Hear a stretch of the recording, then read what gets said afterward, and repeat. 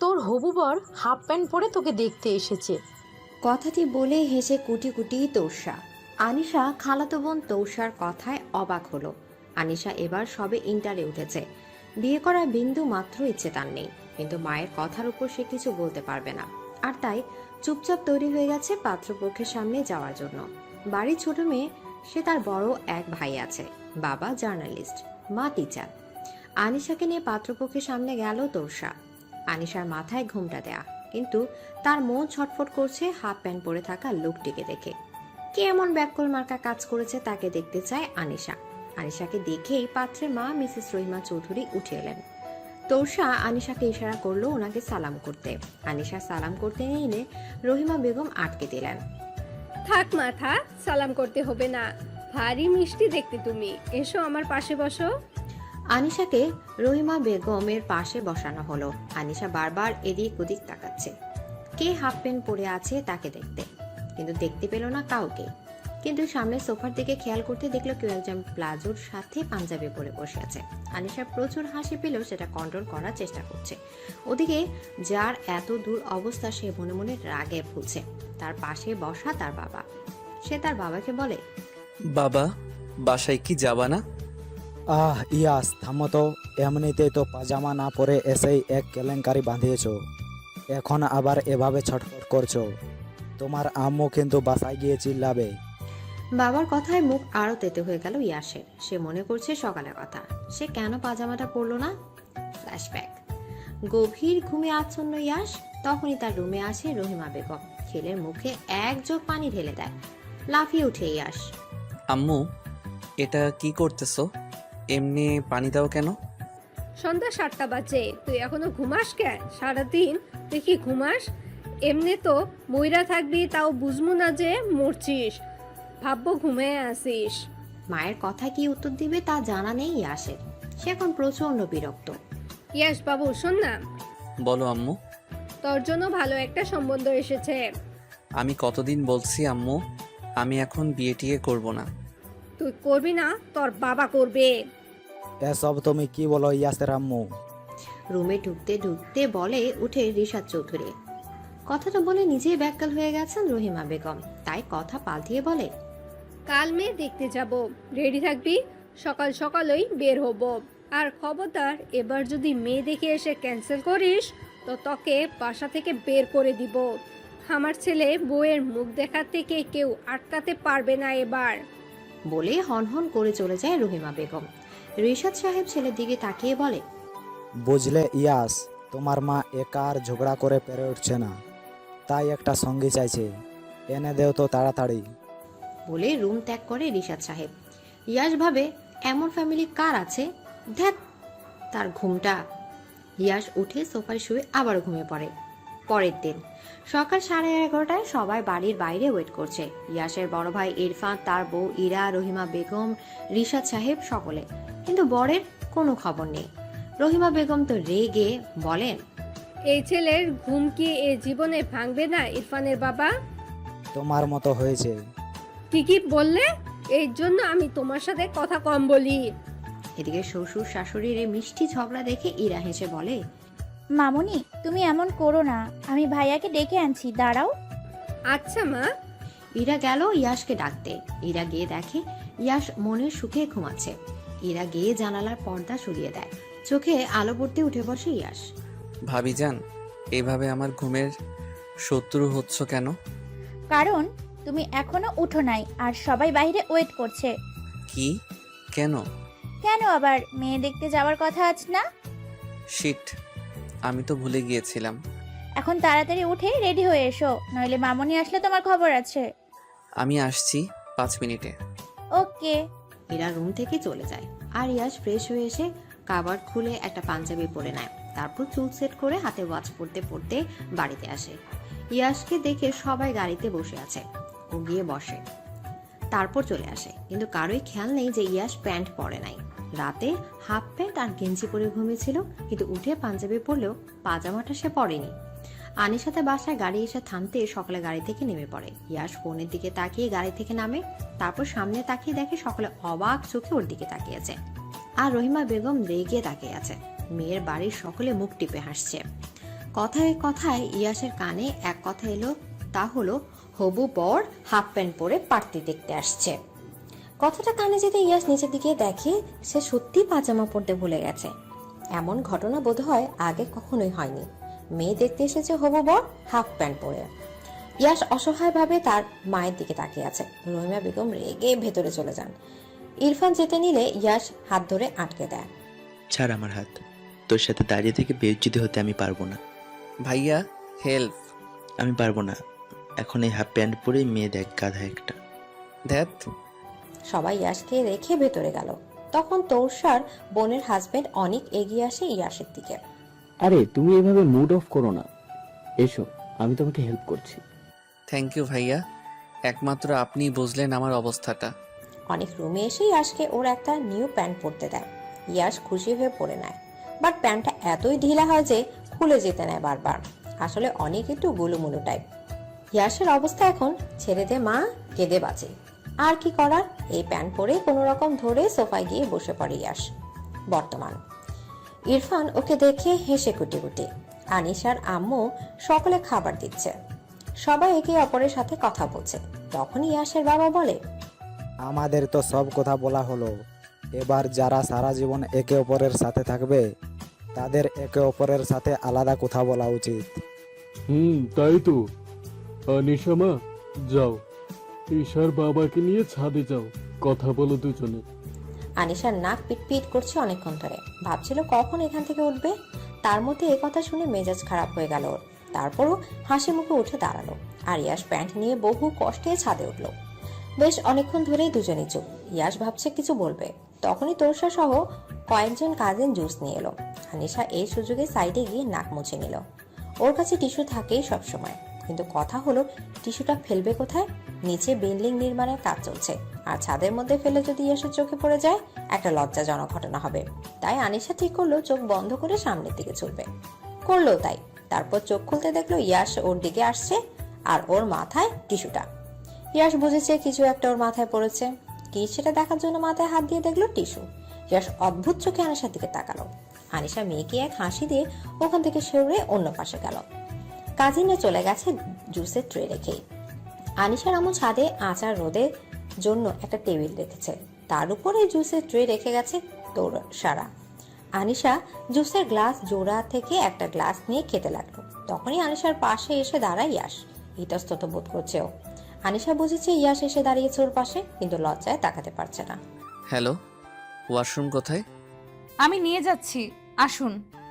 আনিশার গ্লাসটা ট্রেতে রেখে ইয়াসের দিকে তাকালো। বেশ হাসি পাচ্ছে ওর, তবুও চেপে রেখে ইয়াসকে ওর রুমের ওয়াশরুম দেখিয়ে দিল। আর ইয়াস অদ্ভুতভাবে তাকিয়েছে আনিশার দিকে। মেয়ে দেখতে এসে এমন পরিস্থিতি পড়তে হবে জানলে ইয়াস আসতোই না। কাল শ্যাম্পু করেছিল সে, এখন মন চাচ্ছে আবার গোসল করতে। এমনিতেই ইয়াস অনেক অলস, ঘুম তার ভীষণ প্রিয়। শ্যাম্পু করার ভয় শীতকালে একদিন পরপর গোসল করবে বলে এবার ঠিক করেছে। ইয়াস কোনো রকম পাজামাটা ভালো করে বেঁধে চুল পরিষ্কার করে নিল। তারপর বের হয়ে দেখে আনিশা দাঁড়িয়ে আছে। ইয়াস আনিশা দুজন একসাথে নিচে গেল, সবাই যেখানে আছে সেখানে। ওদের দেখতে একটা 5 বছরের ছেলে, আনিশাদের প্রতিবেশী আর কি। সে বলে উঠলো, এ মা দেখো, ছেলে হয়ে মেয়েদের প্লাজো পড়েছে। ছেলেটির পাশে ছিল তার মা। এ কথা শুনে ছেলের মুখে হাত দিয়ে চেপে ধরলো। আনিশা এবার হাসি আটকাতে পারল না, হেসেই দিল। হাসির মাঝে ইয়াসের দিকে তাকিয়ে হাসি বন্ধ করে সবার সামনে দাঁড়িয়ে গেল দুজন। ইরফান ঈশানের কানে কানে প্রশ্ন করলো, কেমন লাগলো হবু বউকে মেরে ভাই? ইয়াস অসহায় একটা লুক দিল। কি বলবে ও? আলাদা কথা বলতে গিয়ে কথা তো বলা হয়নি, উল্টো নাক মোছা টিস্যু ওর মাথায় পড়েছে। ছি ছি, কি লজ্জাজনক কথা। কথা বলে সবাই ঠিক করলো 10 দিন পর এঙ্গেজমেন্ট এবং তার 20 দিন পর বিয়ে।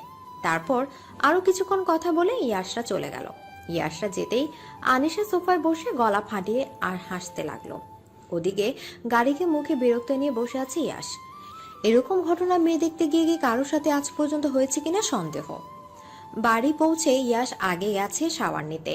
এগিয়ে কফি খেতে ইয়াসকে ডাকছে রহিমা বেগম।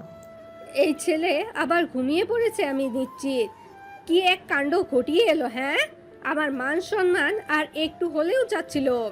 ওরা ভালো বলে রাজি হলো, না হলে এই ব্যাকেল ছেলেকে কেউ মেয়ে দিত না। ইয়াসের মা, থামো তো।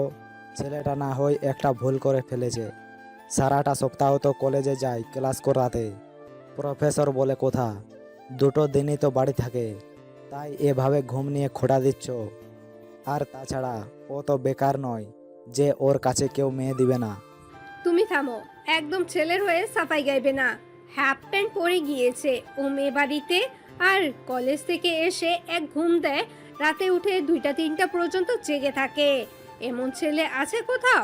তাও এত বড় ছেলে, টিনেজার তো নয় যে এমন করবে। বিয়ের আগে একটু এমন করছে, বিয়ের পর ঠিক হয়ে যাবে, চিন্তা করো না। আর কফিটা দাও, আমি দিয়ে আসছি। ধরো, ভালো লাগে না আর। বলে কফি রিশাদ সাহেবের হাতে দেন রহিমা বেগম। ইয়াস মাথা মুছতে মুছতে বের হলো। তখনই রিশাদ সাহেব রুমে এলেন। রুমে এসেই ছেলেকে বললেন, দরজাটা লাগাও, কিছু কথা বলি, না হলে তোমার মা শুনলে আবার খেপে যাবে। ইয়াস বাবার কথায় দরজা লাগিয়ে দিতে বলল। তোমরা যে এত বড় হইছো, কদিন পর দাদু দিদা হবা, এখনো এইভাবে ঝগড়া করো কেন? আমি না, তোর মা করে। ওই মহিলার আমার সাথে শত্রুতা আছে, কোনো জন্মের তারই প্রতিশোধ নিচ্ছে। আম্মু একটু এমন রকচটা হলেও মনের দিকে তো ভালো বাবা। তা তো ভালোই, বিয়ের পর প্রথম প্রথম ভালোই ছিল। আমার মনে হয় আমার বউ বদলে গেছে। বাবা, আচ্ছা বাদ দিচ্ছি, যেটা বলছিলাম, মেয়ে কেমন দেখলে? ইয়াসের কপালে ঘাম জমতে শুরু করলো রিশাদ সাহেবের কথায়। নিজেকে সামনে নিয়ে বলল, ভালো, তবে ওকে বিয়ে করতে পারবো না বাবা। কেন, মেয়ের কি কোনো সমস্যা আছে? না বাবা, তা নয়, আসলে মেয়ে আমার থেকে ছোট অনেক। খুব বেশি ছোট না, তুমি এবার কলেজে জয়েন করেছো পড়াশোনা শেষ করে, আর ও ইন্টারে পড়ে, আর মেয়ে আমাদের পছন্দ। তেমন হলে 2 বছর অপেক্ষা করব। কি দরকার বাবা, বাদ দাও না। আমি বাদ দিলেও তোমার মা বাদ দিবে না। তুমি বলবা তোমার মেয়ে পছন্দ না, মা করে দিবে, কারণ তোমার পছন্দতে আম্মুর একটুও বিশ্বাস নাই। এমনে বাবাকে ইনডাইরেক্টলি অপমান করতে পারলে ইয়াস? কই অপমান করলাম? আমি শুধু বললাম তুমি এটা বলবা। তোর আমার ছেলে হয়েও তোর মায়ের পক্ষ কথা বলিস? বাবা, কিসের মধ্যে কি বলো? ঠিকই বলি, আমি তোর বিয়েটা পিছিয়ে দেব, কিন্তু এতে আমার লাভ কি? কি চাও তুমি? ড্রেসিং টেবিলের সামনে চুল সেট করতে করতে প্রশ্ন করে ইয়াস। আজ রাতে তোর মা ঘুমালে তুই আমাকে একটা বিয়ারের বোতল এনে দিবি, অনেকদিন খাই না। বাবার কথায় চোখ চড়াক গাছ ইয়াসের। বাবা, তোমার না এসব খাওয়া নিষেধ? মাঝে মধ্যে খেলে কিছু হয় না, তুই পারবি কিনা বল? ঠিক আছে, তবে জাস্ট 1 গ্লাসের বেশি নয়। ওকে। রিশাদ সাহেব খুশি মনে ইয়াসের রুম ত্যাগ করলো। ইয়াস বেড়ে বসে ভাবছে, কার বাবা এমন আজব হয়, ছেলেকে কিনা শর্ত দেয়। আসলে তার বাবা এখনো ছেলে মানুষই রয়ে গেছে। ইয়াস মনে মনে বলে, আই লাভ ইউ আব্বু, মাই আইডল। রাত 10:30, খাবার টেবিলে সবাই উপস্থিত। খাওয়া শুরু করতে রহিমা বেগম সকলের উদ্দেশ্যে বললেন, সবার মতামত কি? মেয়ে কেমন লাগলো? আমার কিন্তু বেশ ভালো লেগেছে। আমারও ভালো লেগেছে মামুনি। আমার আর মোহনার যখন ভালো লেগেছে তখন তো আর কোনো কথাই নাই। আম্মু, তুমি যে জানতে চাইছো, যদি বলি আমার ভালো লাগে নাই, তাহলে কি বিয়ে ক্যান্সেল করবা? তুই বলার কে রে? তুই, তোর বাবা আর তোর ভাই 3টা গরু, তোরা ভালো মন্দ কিছু বুঝিস না। ইয়াসের মা, সব কথাই আমাকে না টানলে তোমার হয় না? আমি টানাটানি? কোথায় কথা আসলো? রিশাদ সাহেব ছোট ছেলের কানের কাছে গিয়ে বলে, দেখলি তোর মা একটুও সম্মান দেয় না আমায়, থাকছি না এ বাসায়। ইরফান, তোর বাবাকে বল আমি ছাড়া তাকে সহ্য করার মতন কেউ নেই। তুমি এটাও শুনেছো? কান আছে আমার, শুনবই তো। বাবা তার ঝগড়া থামাতে ইয়াস বলে, আম্মু, বাবা তোমাকে কিছু বলতে চাই। বলো। আমি বলছি কি ইয়াসের আম্মু, বিয়েটা কিছুদিন পর করাও, কারণ মেয়ে এখনো ছোট, এইচএসসিটা দিক, তারপর না হয় বিয়ে হবে। এখন এঙ্গেজমেন্টটা করে রাখি। না, বিয়ের পরও তো পড়াশোনা করতে পারে, এখন বিয়ে হলে কি সমস্যা? আহা, বুঝো না কেন? বুঝি, এসব রাখো আর খাও। তুমি বোঝার চেষ্টা করো, ওকে সেকেন্ড ইয়ারে উঠুক মেয়ে, তারপর বিয়ে দিও। ঠিক আছে। ইয়াস একটা স্বস্তির নিঃশ্বাস নিল। তারপর সবাই খাওয়া শেষ করে যে যার রুমে শুতে গেল। রাত 12:10। ইয়াস রুমের দরজা দিয়ে মাথা বের করে উকি দিল। না, কেউ নেই। ইয়াস গুটি গুটি পায়ে ড্রয়িং রুমে এলো। এসে দেখে রিশাদ সাহেব বসে বসে ঘুমিয়ে পড়েছে। ইয়াস হাসে। সে তার বাবাকে ভালো করে শুইয়ে দিয়ে রুম থেকে কম্বল এনে গায়ে জড়িয়ে দেয়।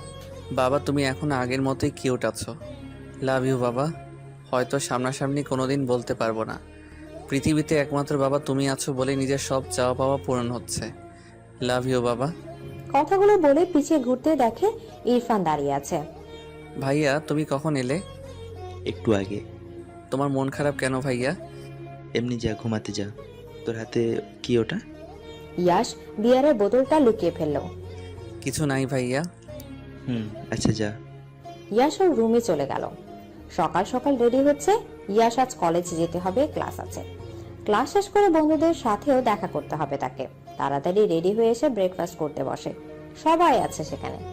রিশাদ সাহেব আর ইরফান অফিস যাবে, মিটিং আছে আজ 8টায়। বাবা ছেলে দুজনই সকাল সকাল যাচ্ছে। খাওয়া শেষ করে সবাই যে যার কাজে চলে গেল। ইয়াস ড্রাইভিং পারে, তবুও ড্রাইভার নিয়ে এসেছে, কারণ ড্রাইভ করতে ওর আলসেমি লাগছে। বেশ কিছুক্ষণ পর কলেজের সামনে এসে গাড়ি থামালো। ইয়াস নামতে ওর মুখে কেউ পানি ছুঁড়ে মারলো। ইয়াস সামনে তাকিয়ে দেখে আনিশা। এই মেয়েটাকে দেখার পর থেকে কুফা লাগছে আমার। এখন আবার কই থেকে আসলো? আনিশা ওর ফ্রেন্ডের সাথে গল্প করছিল। তখনই রাইসা পানি খাচ্ছিল, আর আনিশা পানির বোতলটা ওর হাত থেকে নিয়ে নেয় টান দিয়ে। যেহেতু বোতলের মুখ খোলা ছিল, তাই টান দেওয়ার পানিটা এসে পরে ইয়াসের মুখে। আনিশা ইয়াসকে দেখে অবাক হয়। এ কি মিস্টার হাফ প্যান্ট, আপনি এখানে কেন? কি বললে তুমি? যা শুনলেন, বাট আপনি এখানে কেন? আমারও সেম প্রশ্ন, তুমি এখানে কেন? আমি এই কলেজের স্টুডেন্ট, আমি তো থাকবই। আর আমি এই কলেজের টিচার, তো আমিও তো থাকবই। কি? জি। তখনই বেল বাজে ক্লাসে যাওয়ার। আনিশা সবাই ক্লাসে যায়। ইয়াস ভাবে, এমন বেজ্জতি? হ্যাঁ, না হয় ভুলে হাফ প্যান্ট পরে গেছিলাম, তাই এভাবে বলবে। হাফ প্যান্ট পরা ছেড়ে দিলাম আজ থেকে। বলে ইয়াসও চলে যায়। আনিশা ক্লাসরুমে বসে ঘামছে। এটা কি করলাম? এখন যদি বাসায় বলে দেয়, থাক, তোরা আমাকে বলবি একবারও? আমরা কি জানতাম নাকি তুই স্যারের সাথে এমন ভাবে কথা বলবি? আল্লাহ জানে ক্লাস নিতে আসলে আবার কি হয়। আমি বুঝি না, আমার সাথে ওনার দেখা হলে কিছু না কিছু আজব হয়। কি হলো শুনি? শুনবি? আনিশা ওদের বন্ধুদের সবটা বলে, শুধু এটা বাদে যে ইয়াস হাফ প্যান্ট পরে গিয়েছিল। ইয়াসের সাথে মুখোমুখি হওয়ার ভয়ে আনিশা ফার্স্ট ক্লাসের পর বাকি ক্লাসগুলো করেনি। যদি ইয়াসের ক্লাস থাকে এই ভয়। তবে লাস্ট ক্লাস করবে বলে ক্লাসরুমে এলো। আনিশা আর ওর ফ্রেন্ড রাইসা একসাথে বসেছে। কিছুক্ষণের মধ্যে ক্লাসে ইয়াস আসে, আর ওকে দেখে আনিশার মুখ হা হয়ে যায়। ইয়াস সবাইকে বসতে বলে ক্লাস নিতে শুরু করে। আনিশা বই দিয়ে মুখ ঢেকে রেখেছে। ইয়াস পড়াতে পড়াতে হঠাৎ খেয়াল করে কেউ বই দিয়ে মুখ ঢেকে রেখেছে। ইয়াস তার সামনে গিয়ে বলে, হেই, তুমি কি নতুন? জানো না কি ক্লাস হচ্ছে? রাইসা আনিশাকে হাতে গোটা দিচ্ছে। স্যারের সামনে কিছু বলতেও পারছে না ও আনিশাকে। এদিকে ইয়াসের মেজাজ খারাপ হচ্ছে। ও এবার ধমকে সুরে বলল, এই মেয়ে, কানে শুনো না তুমি? সেই কখন থেকে কথা বলছি, কোনো রেসপন্স নেই, আজব। এবারও আনিশা চুপ। রাইসা বলল, স্যার আসলে ওর ঠান্ডা লেগেছে তো, তাই কানে শুনছেন। কি? ঠান্ডা লাগলে কেউ কানে শুনে না, এমনটা তো আগে শুনিনি। এটা একমাত্র ওরই হয়, আপনি বুঝবেন না। স্ট্রেন্স। রাইসা একটা বরদ মার্কা হাসি দিল। ইয়াস আবারও পড়ানোতে মনোযোগ দিল। আগের ক্লাসে দেয়া পড়া সবাইকে ধরেছে, এবার আনিশার পালা। ও আগের মতোই বই মুখের সামনে ধরে আছে, যার জন্য ওর মুখ এখনো দেখেনি ইয়াস। এবার কোনো উপায় না পেয়ে আনিশা বইটা মুখের সামনে থেকে সরে ভ্যাঁ ভ্যাঁ করে কান্না করে দিল। এতে ইয়াস সহ সবাই শকড। ইয়াস অবাক হলো, সেটা প্রকাশ না করে জিজ্ঞেস করলো, কি হলো? তুমি কাঁদছো কেন? আনিশা কেঁদেই চলেছে। তুমি কি পড়া করে আসোনি? কাঁদছো কেন? করেছি তো স্যার, আমি পড়া কমপ্লিট করেছি, বাট কি? আমার খালামণি মারা গেছে স্যার। শেষ দেখাটাও দেখতে পারলাম না স্যার। সে কি, কেন? এই যে আপনার ক্লাস। মানে হলো ক্লাস মিস হয়ে যেত, তাই আম্মু নিয়ে গেল না। বলে কান্না করতে থাকে। এটা দেখে ইয়াসের খারাপ লাগে। ও বলে, আচ্ছা তুমি বসো, কান্না করো না, বাকিরা এক এক করে পড়া বলো। আনিশা বসে পড়ে। আর তখনই রাইসা জিজ্ঞেস করে, তোর খালামণি মারা গেছে, আগে বলিসনি তো? মরলে না বলবো। তার মানে? দেখ, আমি আগের ক্লাসটা করতে পারি নাই, ওই দিন খালামণির ছেলের বার্থডে ছিল বলে আসি নাই, তাই পড়াও পাইনি। তোর থেকে নিব মনে ছিল না, আর তাই এইটাই করলাম, না হলে আবার বকা খেতাম। আল্লাহ, তাই বলে তুই এটা বলবি? স্যার যদি জেনে যায় সত্যিটা? জানবে না, চুপ কর। কলেজ শেষে বাসা আসতে আনিশা দেখে তার খালামণিরা এসেছে। আনিশা তার খালামণিকে দেখেই ঢোক গেল। ও নো, এখন কি হবে? এই মহিলা এসেছে মানেই আমার মাথা খাবে সারাদিন। আগেই রুমে চলে যাই।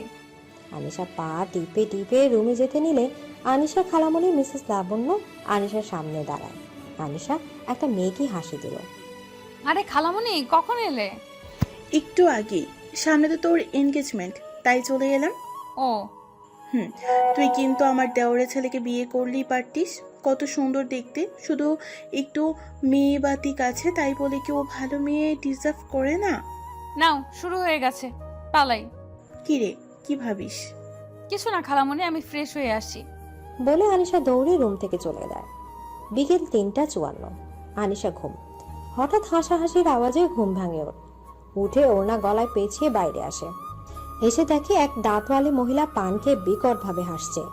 আনিশা ওই মহিলাকে রাক্ষসের থেকে কম কিছু মনে হচ্ছে না এই মুহূর্তে, কেননা এই মহিলা এর জন্য সম্মত এনেছিল। বেশ কয়েকবার এই মহিলাকে আনিশা ভাগিয়েছে, তবে এবার ইয়াসের জন্য আনিশাকে দেখতে আসার পেছে এই মহিলারই হাত আছে, তাতে নিশ্চিত আনিশা।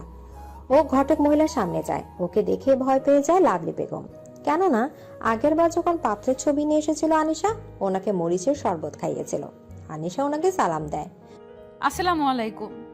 ওয়ালাইকুম আসসালাম। আপনি আবার এসেছেন? আপনার ওই দিনের শরবত মনে হয় বেশি ভালো লেগেছিল, তাই আবার খাওয়ার শখ হয়েছে। আরে না মা, কি বলো, আমি আইছিলাম তোমার খালার সাথে দেখা করতে। মিথ্যা বলবেন না একদম। কই মিথ্যা কইছি। আচ্ছা আমি আসি। বলেই লাভলি বেগম কোনো রকম যান হাতে নিয়ে বেরিয়ে গেলেন।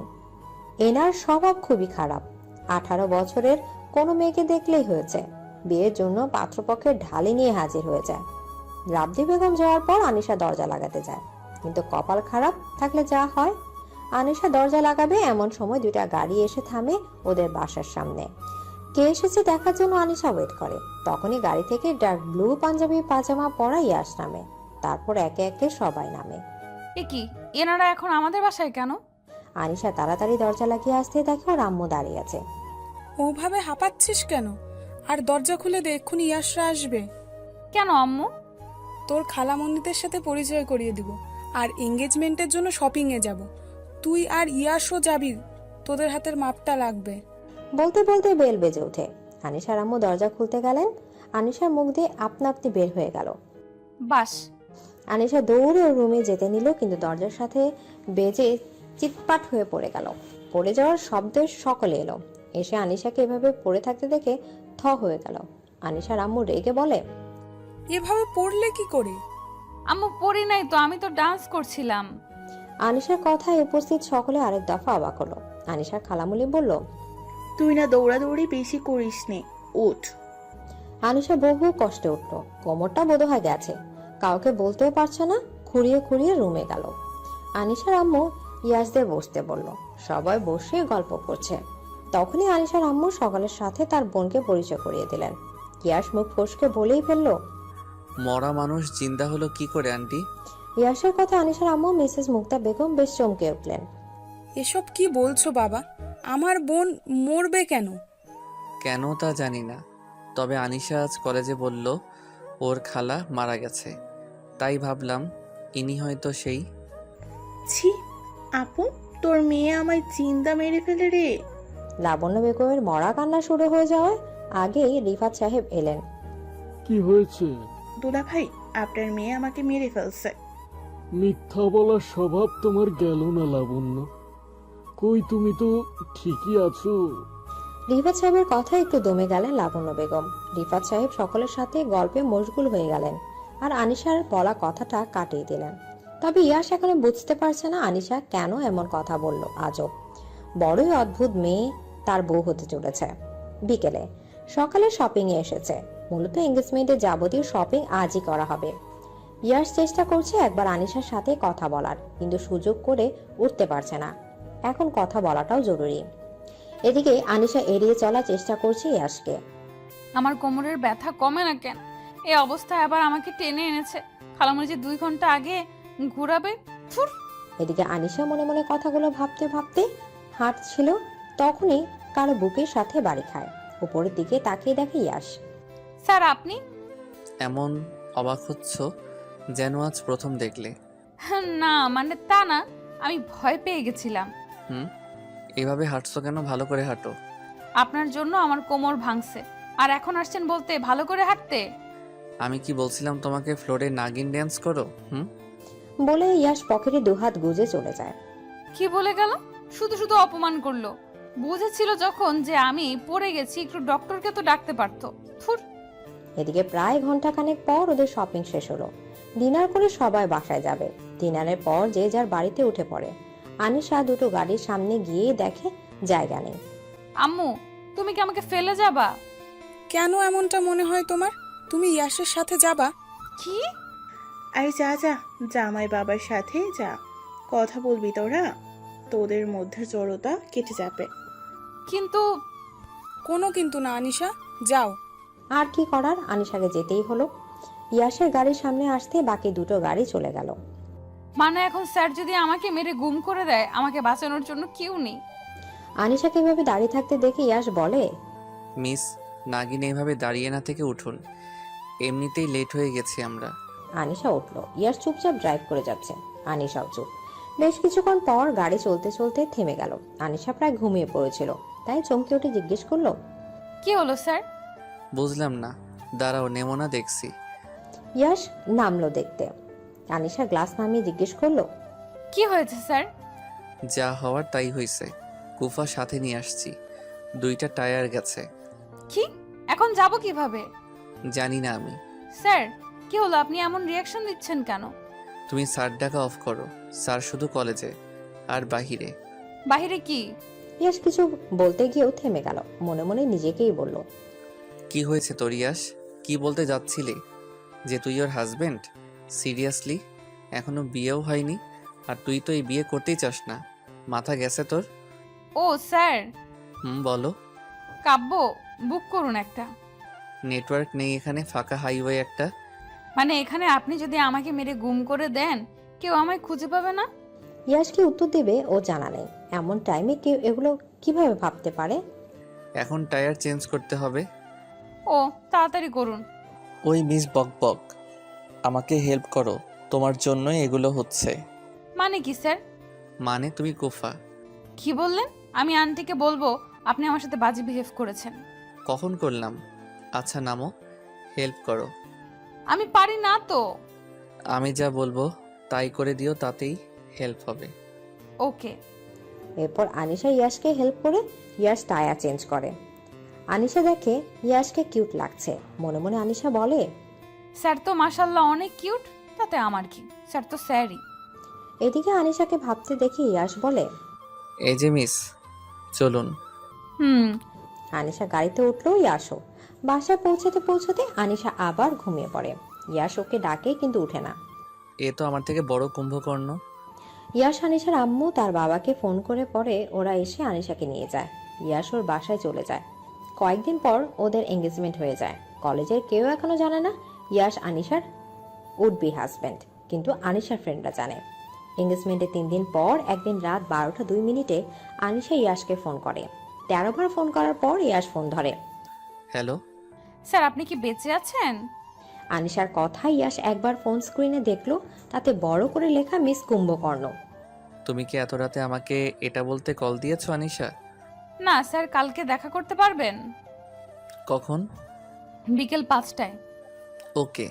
ওকে স্যার, ঘুমান। Good night. ইয়াশ আবারও ঘুমিয়ে পড়লো। আনিশা কল কেটে গেম খেলতে লাগলো। পরের দিন আনিশা সকাল সকাল উঠে রেডি হয়ে কলেজে গেল। আজ অবশ্য আনিশার কলেজে যাওয়ার ইচ্ছে ছিল না, মায়ের কথাতে রাজি হওয়া। আনিশা কলেজ শেষ করে কলেজের কাছে এক রেস্টুরেন্টে গেল। ইয়াশের অপেক্ষা করতে লাগলো। আজ ইয়াশের সাথে আনিশার দেখা হয়নি, ওর ক্লাস ছিল না। ইয়াশের জন্য কফি শপে ওয়েট করছে আনিশা। আনিশার মেজাজ খারাপ হচ্ছে এখন, কারণ 5টা 23 বাজে ইয়াশের খোঁজ নাই। অবশেষে 5টা 30 ইয়াশ আসে। সরি, একটু লেট হয়ে গেল। ও একটু, পুরো 30 মিনিট লেট আপনি। আপনার ওয়েট করতে করতে ঘুম পেয়ে গেছে। কুম্ভকর্ণ। কি? কিছু না। শুনুন যা বলছিলাম, হুম। আমি এই বিয়ে করতে চাই না। আমিও চাই না। আপনি তো চাইবেনই না। কত সুন্দর সুন্দর ললনা আছে কলেজে, ওদের সাথে লাইন মারবেন। নাউজুবিল্লাহ। ঢং করবেন না, আমি জানি সবটা। জীবনে ঘুমের থেকে বেশি ভালো কাউকে বাসিনি। ওমা, এমন করার কিছু হয়নি। আপনি আপনার বাড়িতে বলুন বিয়ে ক্যান্সেল করতে। আমি পারবো না। আজব বলেন না। না, আম্মু আমাকে খেয়ে ফেলবে। তুমি বলো। আরে বাহ, আপনি তো ভালোই। হ্যাঁ, নিজে মায়ের ভয়ে বলতে পারবেন না, এদিকে আমাকে বলতে বলছেন। তোমারও সেম কাহিনী। তো এখন পালাবো। কি? কার সাথে? আপনার সাথে। মানে কি, আমি পালাবো কেন? পালাবেন আমার সাথে আর সবাই ভাবে অন্য কারোর সাথে পালিয়েছেন, তাতে আমাদের বিয়েটা ক্যান্সেল। তোমার সাথে কেন পাবো? অন্য কেউ আছে পালানোর? না তো। তো প্ল্যান অনুযায়ী কাজ শুরু। ওকে ওকে। 15 দিন পর আজ গায়ে হলুদ ইয়াশ আনিশার। আনিশার ফোনের কলের ওপর কল আসছে, ধরার নাম নেই, কারণ আনিশা ঘুরে ব্যস্ত। আনিশার আম্মু রুমে এসে দেখে ফোন বাজছে। আনুমা ওঠো, দেখো তোমার ফোন বাজছে। আনিশার হুঁশই নেই। আনু। হ্যাঁ আম্মু। ফোন বাজছে। ও হ্যাঁ হ্যাঁ। আনিশা ফোন রিসিভ করলো। আনিশার আম্মু ফুলের ডালা নিয়ে রুম থেকে চলে গেল। ফুলগুলো সব আনিশার রুমে রাখা হয়েছে। আনিশা দরজা লক করে কথা বলা শুরু করে। হ্যালো। কি, কখন থেকে কল করছি? ঘুমাচ্ছিলাম। বাহ, আমি আছি চিন্তায় আর মহারানী ঘুমায়। খোটা দিলেন? না। আচ্ছা, তো শুনুন, আমি গায়ে হলুদের পর আপনার বাসার বাইরে ওয়েট করবেন, আমি আসব। ওকে। কি কি করা লাগবে এই জীবনে কে জানে? কিছু বললেন না। আনিশা কল কেটে ফ্রেশ হয়ে রেডি হয়ে নিল। তারপর গার্ডেনে গেল। সেখানে গায়ে হলুদ হবে। বেশ মজা করেই গায়ে হলুদের অনুষ্ঠান শেষ হলো। আনিশা গোসল করে হলুদ লং গাউন পরে নিল। তারপর একটা ওড়না দিয়ে মুখ ঢেকে সবার চোখ এড়িয়ে বাসা থেকে বের হলো। সন্ধ্যা 7:25। বাইক পেছনে বসে আছে আনিশা। ফুল স্পিডে বাইক চালাচ্ছে ইয়াশ। ওদের পেছনে 2টা গাড়ি, একটাই আনিশার বাবা মা, অন্যটাই ইয়াশ। জোরে চালান স্যার, ধরা পড়লে যদি দেখে একে অপরের সাথে পালাচ্ছি তাহলে কি হবে ভাবতে পারছেন? সেটা তোমার প্ল্যান করার আগে ভাবা উচিত ছিল। আপনিও তো না করেননি। আমার দোষ? তখনই পেছন থেকে চিল্লিয়ে আনিশার বাবা বলে উঠল, মা দাঁড়াও, আমাদের কথা শোনো। সব রেডি, কাল বিয়ে। আজ এভাবে পালালে সমাজে মুখ দেখাবো কি করে? তার পেছনে গাড়ি থেকে ইয়াশের মা বলছে, ইয়াশের বাচ্চা, তুই আমার সামনে আয়, চর মেরে দাগ ফেলে দিব। তুই কোন চুড়েলের সাথে পালাচ্ছিস? আমার কত সুন্দর বৌমা তোর জন্য অপেক্ষা করছে। রাত পার হলে তোদের বিয়ে। ফ্যামিলির কথা শুনে ইয়াশ আনিশা একে অপরের দিকে তাকালো। স্যার, ওরা যদি জানে আমরা একে অপরের সাথে পালাচ্ছি তখন? তোমার জন্য জীবনটা তেজপাতা হয়ে গেল। এমনি কথা বলি না। কি? চুপ। ইয়াশের ধমকে আনিশা চুপ হয়ে গেল। কিছুক্ষণ পর, শিট। কি হলো স্যার? পেট্রোল শেষ হয়ে যাবে কিছুক্ষণের মধ্যে। কি? এখন কি হবে? গণধোলাই খাবো। আমি খাবো না, আপনি খেলে খেতে পারেন। আমার কিউট কিউট হাত পা। আরে মেরি মা, চুপ। একটু পরেই বাইক থেমে গেল। গাড়ি দুটো প্রায় কাছে চলে এসেছে। স্যার কি করব? পালাও। আনিশার হাত ধরে নিয়ে দৌড়াতে লাগলো ইয়াশ। দৌড়াতে দৌড়াতে দুজন একটু দূরে একটি বাড়ি দেখতে পেল। ওরা গিয়ে সেই বাড়িতে নক করলো। বেশ কিছুক্ষণ পর এক মাঝবয়সী মহিলা বেরিয়ে এলো। কে আপনারা? আমি ইয়াশ ও আনিশা। আমাদের গাড়ি খারাপ হয়ে গেছে, আজকের জন্য থাকতে পারি? আপনারা কি স্বামী স্ত্রী? ভেতরে ঘর থেকে মাঝবয়সী এক লোক প্রশ্নটি করতে করতে বেরিয়ে এলো। ইয়াশ উত্তর দেওয়ার আগে আনিশা বলল, না, আমরা আনমেরিড। না না, তাহলে থাকতে দিতে পারবো না। ইয়াশ মহিলাটিকে বোঝাতে বোঝাতে বলল, দেখুন, জাস্ট 2 ঘন্টা থাকতে দিন, তারপর আমি আমার ফ্রেন্ডকে কল করছি, ও গাড়ি নিয়ে আসবে। তোমাদের সম্পর্কটা কি? হবু জামাই বউ। লোকটির মুখ হা হয়ে গেল। বলল, বিয়ে থেকেই পালাচ্ছ? মীরার বাবা, আমার সুবিধা লাগছে না, পুলিশকে কল করো। ইয়াশের কথা শুনে লোকটির মায়া হলো। ওদের ভেতরে যেতে দিল। তোমরা কোনো চিন্তা করো না, একবার বিয়ে করে ফেলো, পরিবারের লোকজন মানতে বাধ্য। না, এমনটা করবেন না। ওর বাবা আমাদের বিয়ে মানবে না বলে পালিয়ে এসেছি। এখন পুলিশ কল করলে ওকে হারিয়ে ফেলবো। করব কি, আমি আছি না। আর একদম লুকিয়ে এমন করে থাকার দরকার নেই, এসো আমার সাথে। কোথায়? চলো, গেলেই দেখতে পাবে। ওকে। ইয়াশ কথা বলে আনিশার দিকে তাকালো। আনিশা ফিসফিস করে ইয়াশের কানে কানে বলল, কোথায় নিয়ে যাবে? আমি যাব না স্যার। আম্মু বাবারা এতক্ষণে চলে গেছে, চলুন ফিরে যাই। এটা আগে বললে এত কিছু হতো না। Sorry sir. ফেসে গেছি। এখন ভালোই ভালোই এখান থেকে বের হলে বাঁচি। সোজা বাসায় যাব আর সবাইকে সরি বলবো। স্যার। লোকটি ইয়াশ আর আনিশাকে নিয়ে কাজী অফিসে গেল। সেখানে গিয়ে ইয়াশ আর আনিশার মুখ হা হয়ে গেছে। লোকটি ওদের নিয়ে ভেতরে গেল। ইয়াশ আনিশা দুজন চুপ। কিছু বললে পুলিশ কল করবে এই লোক, আরও ফেসে যাবে ওরা। লোকটি ইয়াশ আনিশার উদ্দেশ্যে বলল, রেদওয়ান আমার ছোটকালের বন্ধু, তাই ওকে এই সময়েও পাওয়া গেল। নে দোস্ত, তাড়াতাড়ি বিয়ে পড়া। কাজী লোকটির বিয়ে পড়াতে শুরু করলো। বিয়ে হয়ে গেল দুজনের। বিয়ে শেষ হতে লোকটি বলল, চলো এবার তোমাদের বাড়িতে, দেখি কে কি বলে। না আঙ্কেল, তা লাগবে না, আমরা নিজেরা যাব। তা আমি যাচ্ছি, যদি ঝামেলা হয়। না আঙ্কেল থাক, আপনাকে কত কথা শুনতে হবে। অনেক কষ্টে বুঝি ইয়াশ আর আনিশা লোকটার আশাটা আটকালো। লোকটি বলল ওদের বাসার সামনে ওদের নামিয়ে দিয়ে যাবে। কি করার আর, ওরা রাজি হলো। লোকটি বাসার সামনে ওদের নামিয়ে দিয়ে চলে গেল। আনিশা ইয়াশ একে অপরের দিকে তাকিয়ে আছে। অপরাধীর মতো মুখ করে বাড়ির বেল বাজালো। ড্রয়িং রুম বসে আছে রিশাদ সাহেব, রাহিমা বেগম, ইরফান, মোহনা সকলে। বারবার মূর্ছা যাচ্ছেন রহিমা বেগম। রিশাদ সাহেব এবার রেগে বলল, হয় জ্ঞানে থাকো, না হলে অজ্ঞান হয়ে থাকো। এইবার বার মূর্ছা যাচ্ছ কেন? তুমি আমার ছেলেকে এনে দাও, আমার বৌমার কি হবে? আমার কথা বলে শেষ না হতে রাহিমা বেগম আবারও মূর্ছায় গেলেন। এবার রিশাদ সাহেবের মেজাজ আরো খারাপ হলো। ইরফান, এই মহিলার মাথায় পানি ঢাল। মোহনা, আমার মাথায় পানি ঢালো, আমি ডক্টরকে ফোন দিচ্ছি। আনিশার বাবা মা ও ইয়াশদের বাসায় আছে। আনিশার বাবা মা এখনো বলেনি যে আনিশাও পালিয়েছে। ইয়াশ পালিয়েছে শুনে রহিমা বেগম 3 বার মূর্ছা গেলেন। আনিশাও পালিয়েছে শুনলে না জানি হয়, এই জন্য আনিশার বাবা মা এটা বলেনি। বেল বেজে উঠলো হঠাৎ। মোহনা গিয়ে দরজা খুলে দিল। পেছন থেকে ইয়াশের বাবা বলল, কে এসেছে বৌমা? বাবা, ইয়াশ এসেছে। কথাটা বলতে দেরি রিশাদ সাহেবের দৌড়ে দরজার সামনে আসতে দেরি হয়নি। দরজার সামনে আসতে থয় হয়ে গেল রিশাদ সাহেব। আনিশার বাবা মাও এগিয়ে এলো। সকলে থ হয়ে গেছে ওদের দেখছে। রিশাদ সাহেব চেঁচিয়ে বললেন, এসব কি ইয়াস?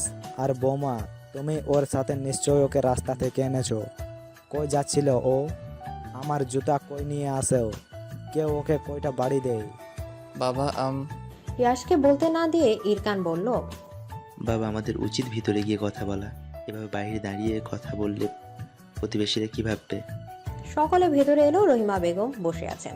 রিশাদ সাহেব রাহিমা বেগমকে বসে থাকতেই দেখে বললেন, এ কি, এই মহিলা দেখি জ্ঞানে আছে।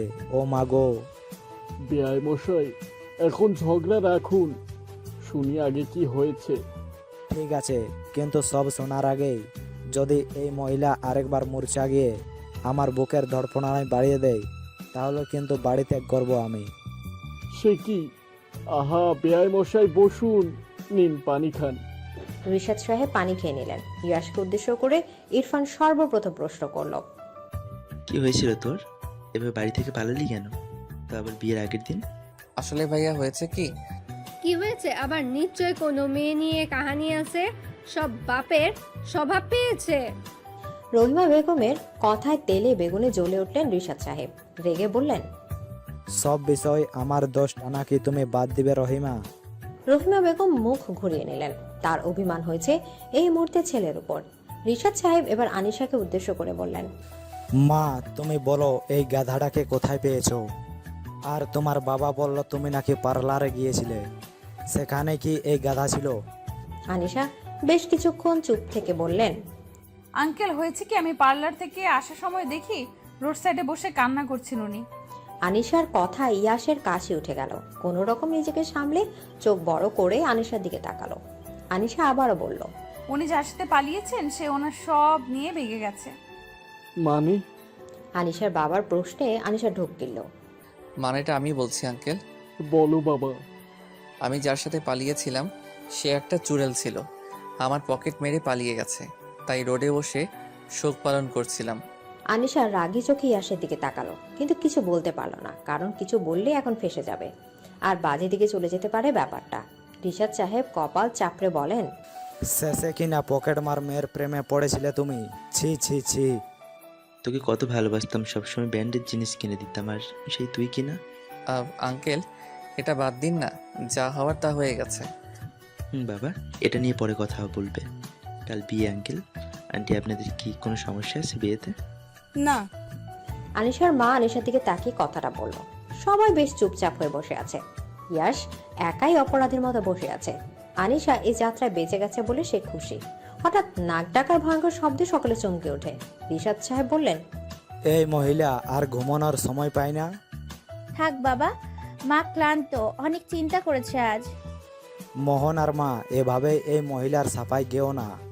আমার পিলে চমকে গিয়েছিল, ভেবেছিলাম ষাঁড় এলো কই থেকে এখানে। বা আমার শুনলে তোমার খবর ছিল। ইরফানের কথায় দমে গেলেন রিশাদ সাহেব। আনিশার বাবা মার সাথে কথা বলেন রিশাদ সাহেব। আগামীকালই ইয়াশ আনিশার বিয়ে হবে, আর ইয়াশের করা ব্যবহারের জন্য রিশাদ সাহেব মাফ চাইতে গেলে আনিশার বাবা বাধা দেন। তারপর বেশ কিছুক্ষণ গল্প করে আনিশারা ওদের বাড়ি চলে যায়। পরের দিন সকাল সকাল ঘুম ভাঙে আনিশার। বিয়ে আজর। মনে মনে খারাপও লাগছে, আবার ভয়ও লাগছে কালকের ঘটনার জন্য। আনিশার আম্মু রুমে এসে আনিশার কাছে বসলো। আনু, কি ভাবছো মা? না মানে আম্মু, কালকে তুমি যার সাথে পালিয়েছিলে সেটা ইয়াসই ছিল, তাই না? আনিশা অবাক হয়ে মার দিকে তাকালো। আমি তোমার মা আনিশা, আমি জানি না কেন তোমরা এই কাজটা করেছো, তবে জানাজানি হলে কেলেঙ্কারি হয়ে যেত, তাই আমি চুপ ছিলাম। কালকে পালানোর সময় ইয়াসের ড্রেস আমি খেয়াল করেছিলাম। সরি আম্মু, আমি চাইনি তোমাকে কষ্ট দিতে। ইটস ওকে বাচ্চা, এমনটা আর করো না। করবো না। আনিশার আম্মু আনিশার কপালে চুমু দিল। দুপুরের দিকে কনে সহ অনেকে বেরিয়ে গেল পার্লারের উদ্দেশ্যে। অন্যদিকে দুপুর 1টা বাজে। ইয়াশ কম্বল মুড়ি দিয়ে ঘুম।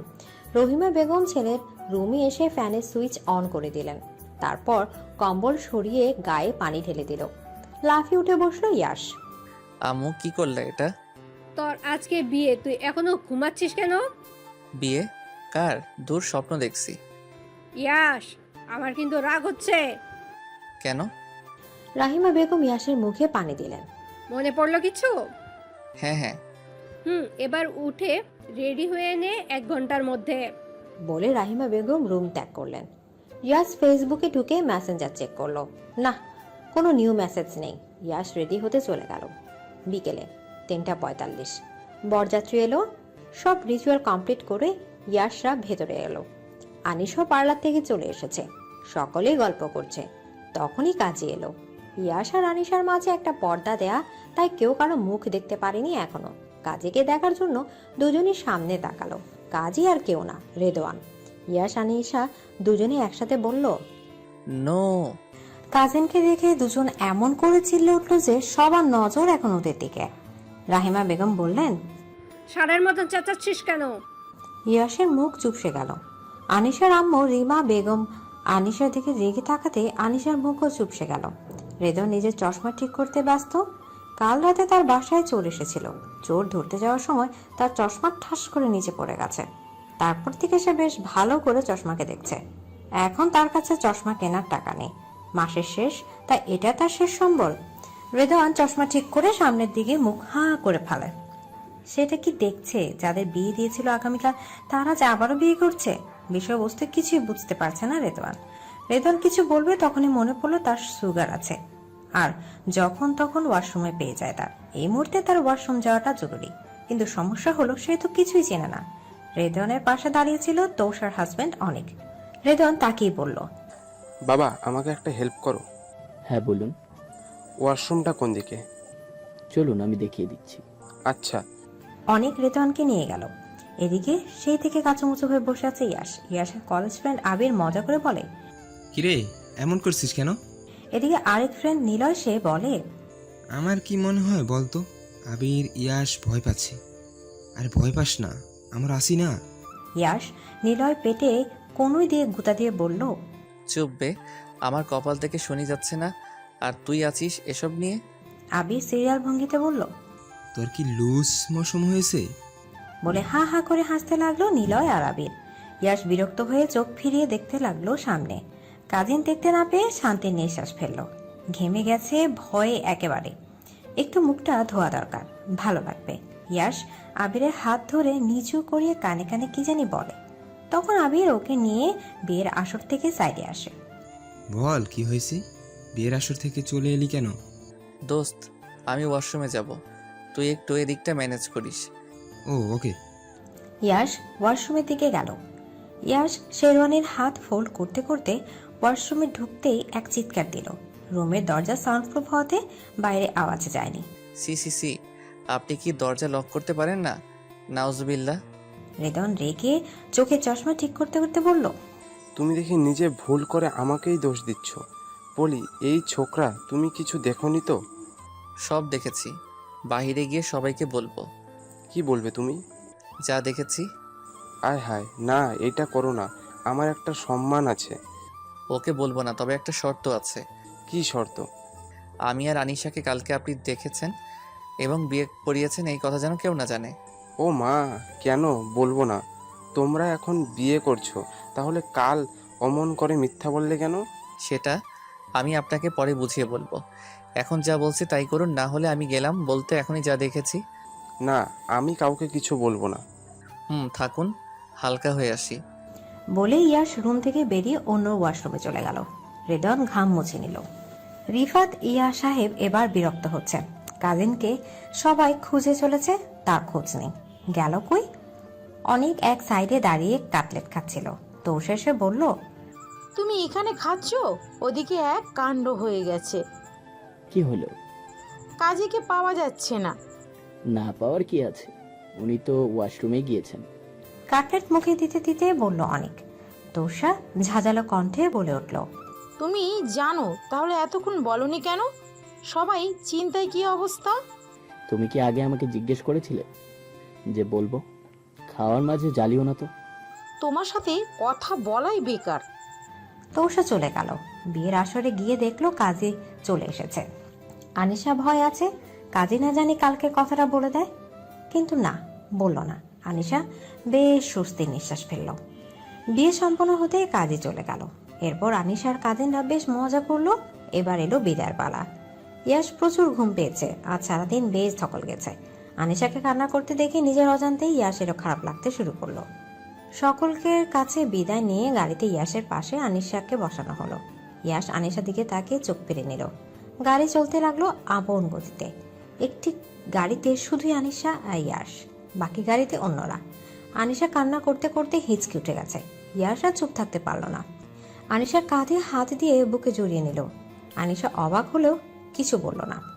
ইয়াসদের বাড়িতে পৌঁছাতে পৌঁছাতে আনিশা ঘুমিয়ে গেল। ইয়াসদের বাসায় এসে গাড়ি থামতে সকলে এসে ভিড় করে নতুন বউ দেখতে। বাড়ি ভর্তি মেহমান। অনেক মানুষের হইচই শুনে আনিশার ঘুম ভেঙে গেল। চোখ খুলতে দেখলো ও ইয়াসের বুকে। তাড়াতাড়ি করে সরে গেল। ইয়াস শান্ত গলায় বলল, রিল্যাক্স, আমি কিছু মনে করিনি, গিল্টি ফিল করো না। এদিকে রহিমা বেগম সব নিয়ম কানুন মেনে আনিশাকে ভেতরে নিয়ে গেলেন। আনিশার পাশে মোহনা বসে আছে। মোহনার মন খারাপ, তবু হাসছে। বিষয়টা আনিশা খেয়াল করেছে। মোহন আনিশার হাত নিজের হাতের মুঠায় নিয়ে বলল, তুমি অনেক লাকি আনিশা, ইয়াশের মতো হাজবেন্ড পেয়েছো। আমার ভাই তোমার অনেক খেয়াল রাখবে। আনিশা উত্তরে হাসলো। এবার আনিশার সাথে দেখা করতে আসলো ইয়াশের দাদি ফাতেমা বেগম, যার জন্য বিয়েটা তাড়াতাড়ি করতে হয়েছে। নাহলে আনিশার এইচএসসির পরই বিয়েটা হতো। ফাতেমা বেগম অসুস্থ, তার শেষ ইচ্ছা ইয়াশের বিয়েটা দেখার। ফাতেমা বেগম অনেক আদর করেন আনিশাকে। আনিশাকে একজোড়া বালা পরিয়ে দেয় আর বলে, এটা এই চৌধুরী পরিবারের ঐতিহ্য। আমার শাশুড়ি আমাকে দিছিল, আমি আমার বৌমাকে দিছি, আর এটা তোমাকে দিলাম। চৌধুরী রানীরাই পায় এটা। এদিকে আনিশার বেশ অবাক লাগতো একটা বিষয়, তা হলো ফাতেমা বেগম একবারও মোহনার সাথে কথা বলল না। কারণটা বুঝলো না আনিশা। ফাতেমা বেগম আরো কিছুক্ষণ আনিশার সাথে গল্প করে ঘুরে গেলেন। উনি বেশিক্ষণ বসে থাকতে পারেন না, কোমরে টান অনুভব করেন। রাত 12টা 4। ফুলে সজ্জিত বিছানা বসে আছে আনিশা, ঘুমিয়ে ঢলে পড়ছে। ইয়াশকে আটকে দিয়েছে তার বন্ধুরা, তাই এখনো আসতে পারেনি। অবশেষে ইয়াশ এলো। এসে দেখে আনিশা ঘুমিয়ে ঢলছে। ইয়াশের পায়ের শব্দে তন্দ্রা ভাবটা কেটে যায় আনিশার। ও উঠে সালাম করে ইয়াশকে। ইয়াশ বলে, বিবিজান দেখি ভদ্র হয়ে গেছে। ইয়াসের মুখে বিবিজান কথাটা শুনে অবাক হলো আনিশা। ইয়াসের দিকে অবাক নয়নে তাকালো। ইয়াস স্মিত হেসে বলল, আজ থেকে তোমায় বিবিজান বলবো। আজ থেকে আমি তোমার পথ চলার সাথী আর তুমি আমার। চলো নতুন জীবনের সূচনাটা আল্লাহর ইবাদতের মাধ্যমে শুরু করি। নামাজ পড়ে নেই। এদিকে আনিশা মাথা নাড়িয়ে সম্মতি জানালো। দুজনে অজু করে এসে নামাজ পড়ে নিল। নামাজ শেষ করে আনিশা আয়নার সামনে দাঁড়ালো। পরনে হালকা আকাশি রঙের কামিজের সাথে সাদা পাজামা, সাদা ওড়না। নিজেকে নিজের কাছে অন্যরকম লাগছে আজ। কারণ কি? বিয়ের পর কি সত্যি সব মেয়েদের পরিবর্তন হয়? আকাশ কুসুম ভাবনার ছেদ পড়ে কারো চিৎকারের আওয়াজে। ইয়াস ফোনে কি যেন করছিল। চিৎকারের আওয়াজে ইয়াস আনিশা দুজন একসাথে রুম থেকে বের হলো। চিৎকারের আওয়াজ এসেছে ইরফানের রূপ থেকে। দ্রুত সেখানে গিয়ে পা থমকে যায় আনিশার। মোহনার হাত থেকে রক্ত পড়ছে, নিচে পড়ে আছে ও। ইরফান রুমে এসে এই দৃশ্য দেখে চিৎকার করছে। মোহনাকে হাসপাতালে নিয়ে যাওয়া হয়েছে। অপারেশন থিয়েটারের সামনে পায়চারি করছে ইরফান। ইয়াস, রিশাদ চৌধুরী দুজনে বসে আছে। রিশাদ সাহেব হার্টে রোগী। বেশ চিন্তা করলে কিছু একটা হয়ে যেতে পারে ওনার। বেশ কিছুক্ষণ পর ওটি থেকে ডক্টর বের হলো। সকলে ছুটে এলো ডক্টরকে দেখে। ডাক্তার রাফির মাথা নিচু করে বললেন, I am sorry, she is no more. ডক্টরের বলাই কথা শোনার সাথে সাথেই ইরফান ফ্লোরে বসে পড়ল। বড্ড ভালোবাসত মোহনাকে। কেন এমন করলো? অজানা সকলের কাছে। ইয়াস নিজেও বুঝতে পারছে না হঠাৎ কি এমন হলো যে ওর ভাবি এমন কাজ করলো। এদিকে বাসায় রাহিমা বেগম চিন্তায় দুইবার মূর্ছা গিয়েছেন। আনিশা কোনো রকম ওনাকে সামলিয়েছে। আনিশা রাহিমা বেগমের পাশে বসেছিল। তখনই ইয়াসের ফোন আসে। আনিশা ফোন কল রিসিভ করতে ইয়াস বলে, তুমি কি আম্মুর সামনে আছো? হ্যাঁ, কেন? ভাবি কেমন আছে? বলছি একটু সাইডে যাও আম্মুর। হ্যাঁ বলুন। ভাবি আর নেই। এ কথা শুনে আনিশার মাথায় বাজ পড়ে। কি শুনছে ও? আনিশার মাথা ঘুরতে শুরু করে। আপনি কি বলছেন? যা সত্যি তাই বলছে আনিশা। আম্মু কিভাবে বলবো আমি জানি না। ভাইয়া ভেঙে পড়েছে, বাবা সামলাচ্ছে। আমরা বাসায় আসছি, আম্মুকে বোঝানোর চেষ্টা করো। বলে ফোনটা কেটে দেয় ইয়াস। চোখের পানি কনুই দিয়ে মুছে ভাইয়ের কাছে যায়। ইরফানের কাঁধে হাত দেয়। ইরফান ইয়াসের দিকে তাকিয়ে ওকে জড়িয়ে ধরে কান্না করে দেয়। মোহনা কেন এমনটা করলো ইয়াস? কি হয়েছিল ওর? আমাকে কেন বললো না কিছু? আমি কি করেছিলাম? ইরফান প্রলাপ বকছে। ইয়াসের নিজের চোখে পানি চিকচিক করছে, কিন্তু কাঁদতে পারছে না। সে কান্না করলে যে ইরফান আরও ভেঙে পড়বে। ভোর রাতের দিকে মোহনার লাশ নিয়ে বাড়ি ফিরল ইয়াসরা। রাহিমা বেগমকে এখনো কিছু বলেনি আনিশা। কান্না গলায় দলা পাকিয়ে আছে ও। এ বাড়িতে আসার পর যে মেয়েটি ওর পাশে বসে কথা বললো, সে নাকি এখন নেই। এটা মেনে নেওয়া যে বড্ড কঠিন হয়ে গেছে আনিশার কাছে। আনিশা ভাবছে ক্ষণিকের পরিচয়, তাতেই ওরা এত খারাপ লাগছে। তাহলে বাকিদের কি অবস্থা হবে? আনিশা ভাবনার মাঝে বাসার সামনে অ্যাম্বুলেন্স এসে থামল। রহিমা বেগম হল রুমে বসেছিলেন। অ্যাম্বুলেন্সের শব্দ কানে যেতেই আটকে ওঠেন তিনি। দেখতে পান বাড়ির মেইন দরজা দিয়ে দুজন ওয়ার্ড বয় স্ট্রেচারে করে মুখ ঢাকা একটি লাশ এনে রাখলো। তখনই বাড়িতে ঢুকলো ইয়াস, রিশাদ সাহেব, ইরফান। ইরফানকে ইয়াস ধরে ধরে আনছে। রহিমা বেগমের বুঝতে বাকি নেই কি হয়েছে, তবু জিজ্ঞেস করলেন, ইয়াসের বাবা কি হয়েছে? আমার বৌমা ঠিক আছে তো? রিশাদ সাহেব কিছু বলতে পারলেন না, গিয়ে সোফায় থ মেরে বসে পড়লেন। রাহিমা বেগম এবার ইয়াসের কাছে গেল। ইয়াস তুই বল, বাবা কি হয়েছে? ইরফানের এই অবস্থা কেন? ভাবি আর নেই আম্মু। এ কথা শুনে রাহিমা বেগম ইরফানের সামনে গিয়ে ছেলের মুখের দিকে তাকাতে ওনার কলিজা মোচড় দিয়ে উঠল। ছেলের চোখে পানি। যে ছেলে সবসময় হাসি খুশি থাকে তার চোখে পানি, এটা যেন অবিশ্বাস্য কথা। ইরফান মাকে জড়িয়ে ধরে কেঁদে উঠল। আম্মু, মোনাকে এনে দাও। ও কেন আমাকে ফাঁকি দিয়ে চলে গেল? আমি কি ভুল করেছিলাম? আমি তো শুধু ওকে ভালোই বেসেছি। ওর ভালো খারাপ সব দিক খেয়াল রেখেছি। আমার মনে সর্বশ্রেষ্ঠ জায়গা দিয়েছি। তাহলে কেন অভিমান ও আমায় ছেড়ে গেল? ছেলের বলা কথা কি উত্তর দেবেন জানা নেই রহিমা বেগমের। ছেলেদের নাকি কাঁদতে নেই, কিন্তু ইরফান আজ সে কথা বলতে দিয়েছে। ভালোবাসার মানুষ হারিয়ে গেলে কিরকম বেদনা হয় আজ উপলব্ধি করতে পারছে সে। আনিশা হলরুমের এক কোনায় দাঁড়িয়ে কেঁদে চলেছে। ইয়াস ওর পাশে দিয়ে মাথায় হাত রাখে। আনিশা ইয়াসের মুখে মাথা রেখে কান্নায় ভেঙে পড়ে। ইয়াসেরও বড্ড কান্না পাচ্ছে। মোহনা ওর ভাবি নয়, বড় বোনের মতো ছিল। বোন না থাকার আফসোসটা দূর করেছিল মোহনা, কিন্তু সেই মোহনা কেন এই কাজ করলো? প্রশ্ন সকলের কাছে। সকাল 6টার দিকে মোহনার বাবা মা আসে, ওনারাও ভেঙে পড়ে একমাত্র মেয়ের এই অবস্থা দেখে। বাদ জোহর দাফন কার্য সম্পন্ন হয়। ইয়াসের পা যেন চলছে না। নিজের বোনের থেকে কম ভাবেনি মোহনাকে। কেন সে এমন করলো? ইরফানের কথা ভাবতে মাথা ঘুরে উঠেছে ইয়াসের। বাড়ি পৌঁছে দেখে ইরফান পাথরের ন্যায় বসে আছে। রাহিমা বেগম ছেলের কষ্টে আরো অসুস্থ হয়ে পড়েছেন। আনিশা সকলকে সামলাচ্ছে। আনিশার বাবা মা এসেছে। মন প্রচুর খারাপ ওদের। এই তো বিয়ের কত মজা করলো, সেই মেয়ের হঠাৎ কি হলো? ইরফানকে চেষ্টা করেও কিছু খাওয়াতে পারেনি কেউ। সারাদিন পেরিয়ে রাত হয়ে গেল। ইরফান এভাবেই আছে নিজের রুমে। ইয়াস ভাইকে চেষ্টা করেছে নর্মাল করার, কিন্তু পারেনি। রাত তখন 11টা। খাওয়ার জন্য ইরফানের রুমে গেলেন রহিমা বেগম, কিন্তু এ কি, রুম ফাঁকা। ইরফানকে না দেখতে পেয়ে রহিমা বেগম ওয়াশরুম, বারান্দা সব জায়গায় খুঁজলেন, কিন্তু পেলেন না। এবার তিনি সকলকে ডাকলেন। সবাই এসে অনেক খোঁজাখুঁজি করলো। পুরো বাড়ি খোঁজা হলো, ইরফানকে পাওয়া গেল না। কোথায় গেল? কেটে গেল 7 দিন। কোথাও ইরফানের খোঁজ মিলল না। পুলিশও খুঁজে পেল না ইরফানকে। ইয়াস নিজে হন্যে হয়ে পুরো শহর খুঁজল, কিন্তু ফলাফল শূন্য। ইয়াস একদম ভেঙে পড়েছে। একদিকে ভাবির মৃত্যু, আবার অন্যদিকে ভাইয়ের নিখোঁজ হওয়া, সব মিলিয়ে ভেঙে পড়েছে ইয়াস। কি করবে, কিভাবে করবে কিচ্ছু বুঝতে পারছে না। তার কয়েকদিন পর মোহনার কবরের পাশে বসে আছে ইরফান। একদিনে তাকিয়ে আছে কবরের দিকে। একটা দীর্ঘশ্বাস নিয়ে ইরফান বলে উঠল, কেন করলে তুমি এমনটা মোহ? অনেক ভালোবাসতাম তোমায়, কিন্তু আমার ভালোবাসা দিয়ে তোমার অতীত ভরাতে পারিনি। তোমার ভিতরে যে এত দুঃখ ছিল বুঝতেই পারিনি কখনো। কথাগুলো বলতে চোখ দিয়ে পানি গড়িয়ে পড়ল। কাল রাতের রুমে বসেছিল ইরফান, তখনই ওর চোখে যায় ড্রেসিং টেবিলের সামনে রাখা মোহনার ফোনের দিকে। ইরফান উঠে গিয়ে ফোনটা নেয়। লক না থাকায় ফোন খুলতে বেশি বেগ পেতে হয়নি ইরফানকে। কল হিস্ট্রি চেক করতে কপালে ভাঁজ পড়ে ইরফানের। একটা নাম্বার থেকে বেশ কয়েকবার ফোন এসেছে এবং মোহনা সুসাইড করার আগ মুহূর্তেও সেই নাম্বারে মোহনা নিজেই ফোন দিয়েছিল। খটকা লাগা শুরু হয় ইরফানের। ও সেই নাম্বারটা কার জানার চেষ্টা শুরু করে, কিছুতেই বুঝতে পারছে না। অবশেষে ইরফানের মনে পড়ে ইয়াসের বিয়ের দিন থেকে মোহনা ছিল অন্য মনস্ক। ইরফান এবার ইয়াসের বিয়ের ভিডিও করা ছিল কি সেগুলো ভালো করে দেখতে থাকে।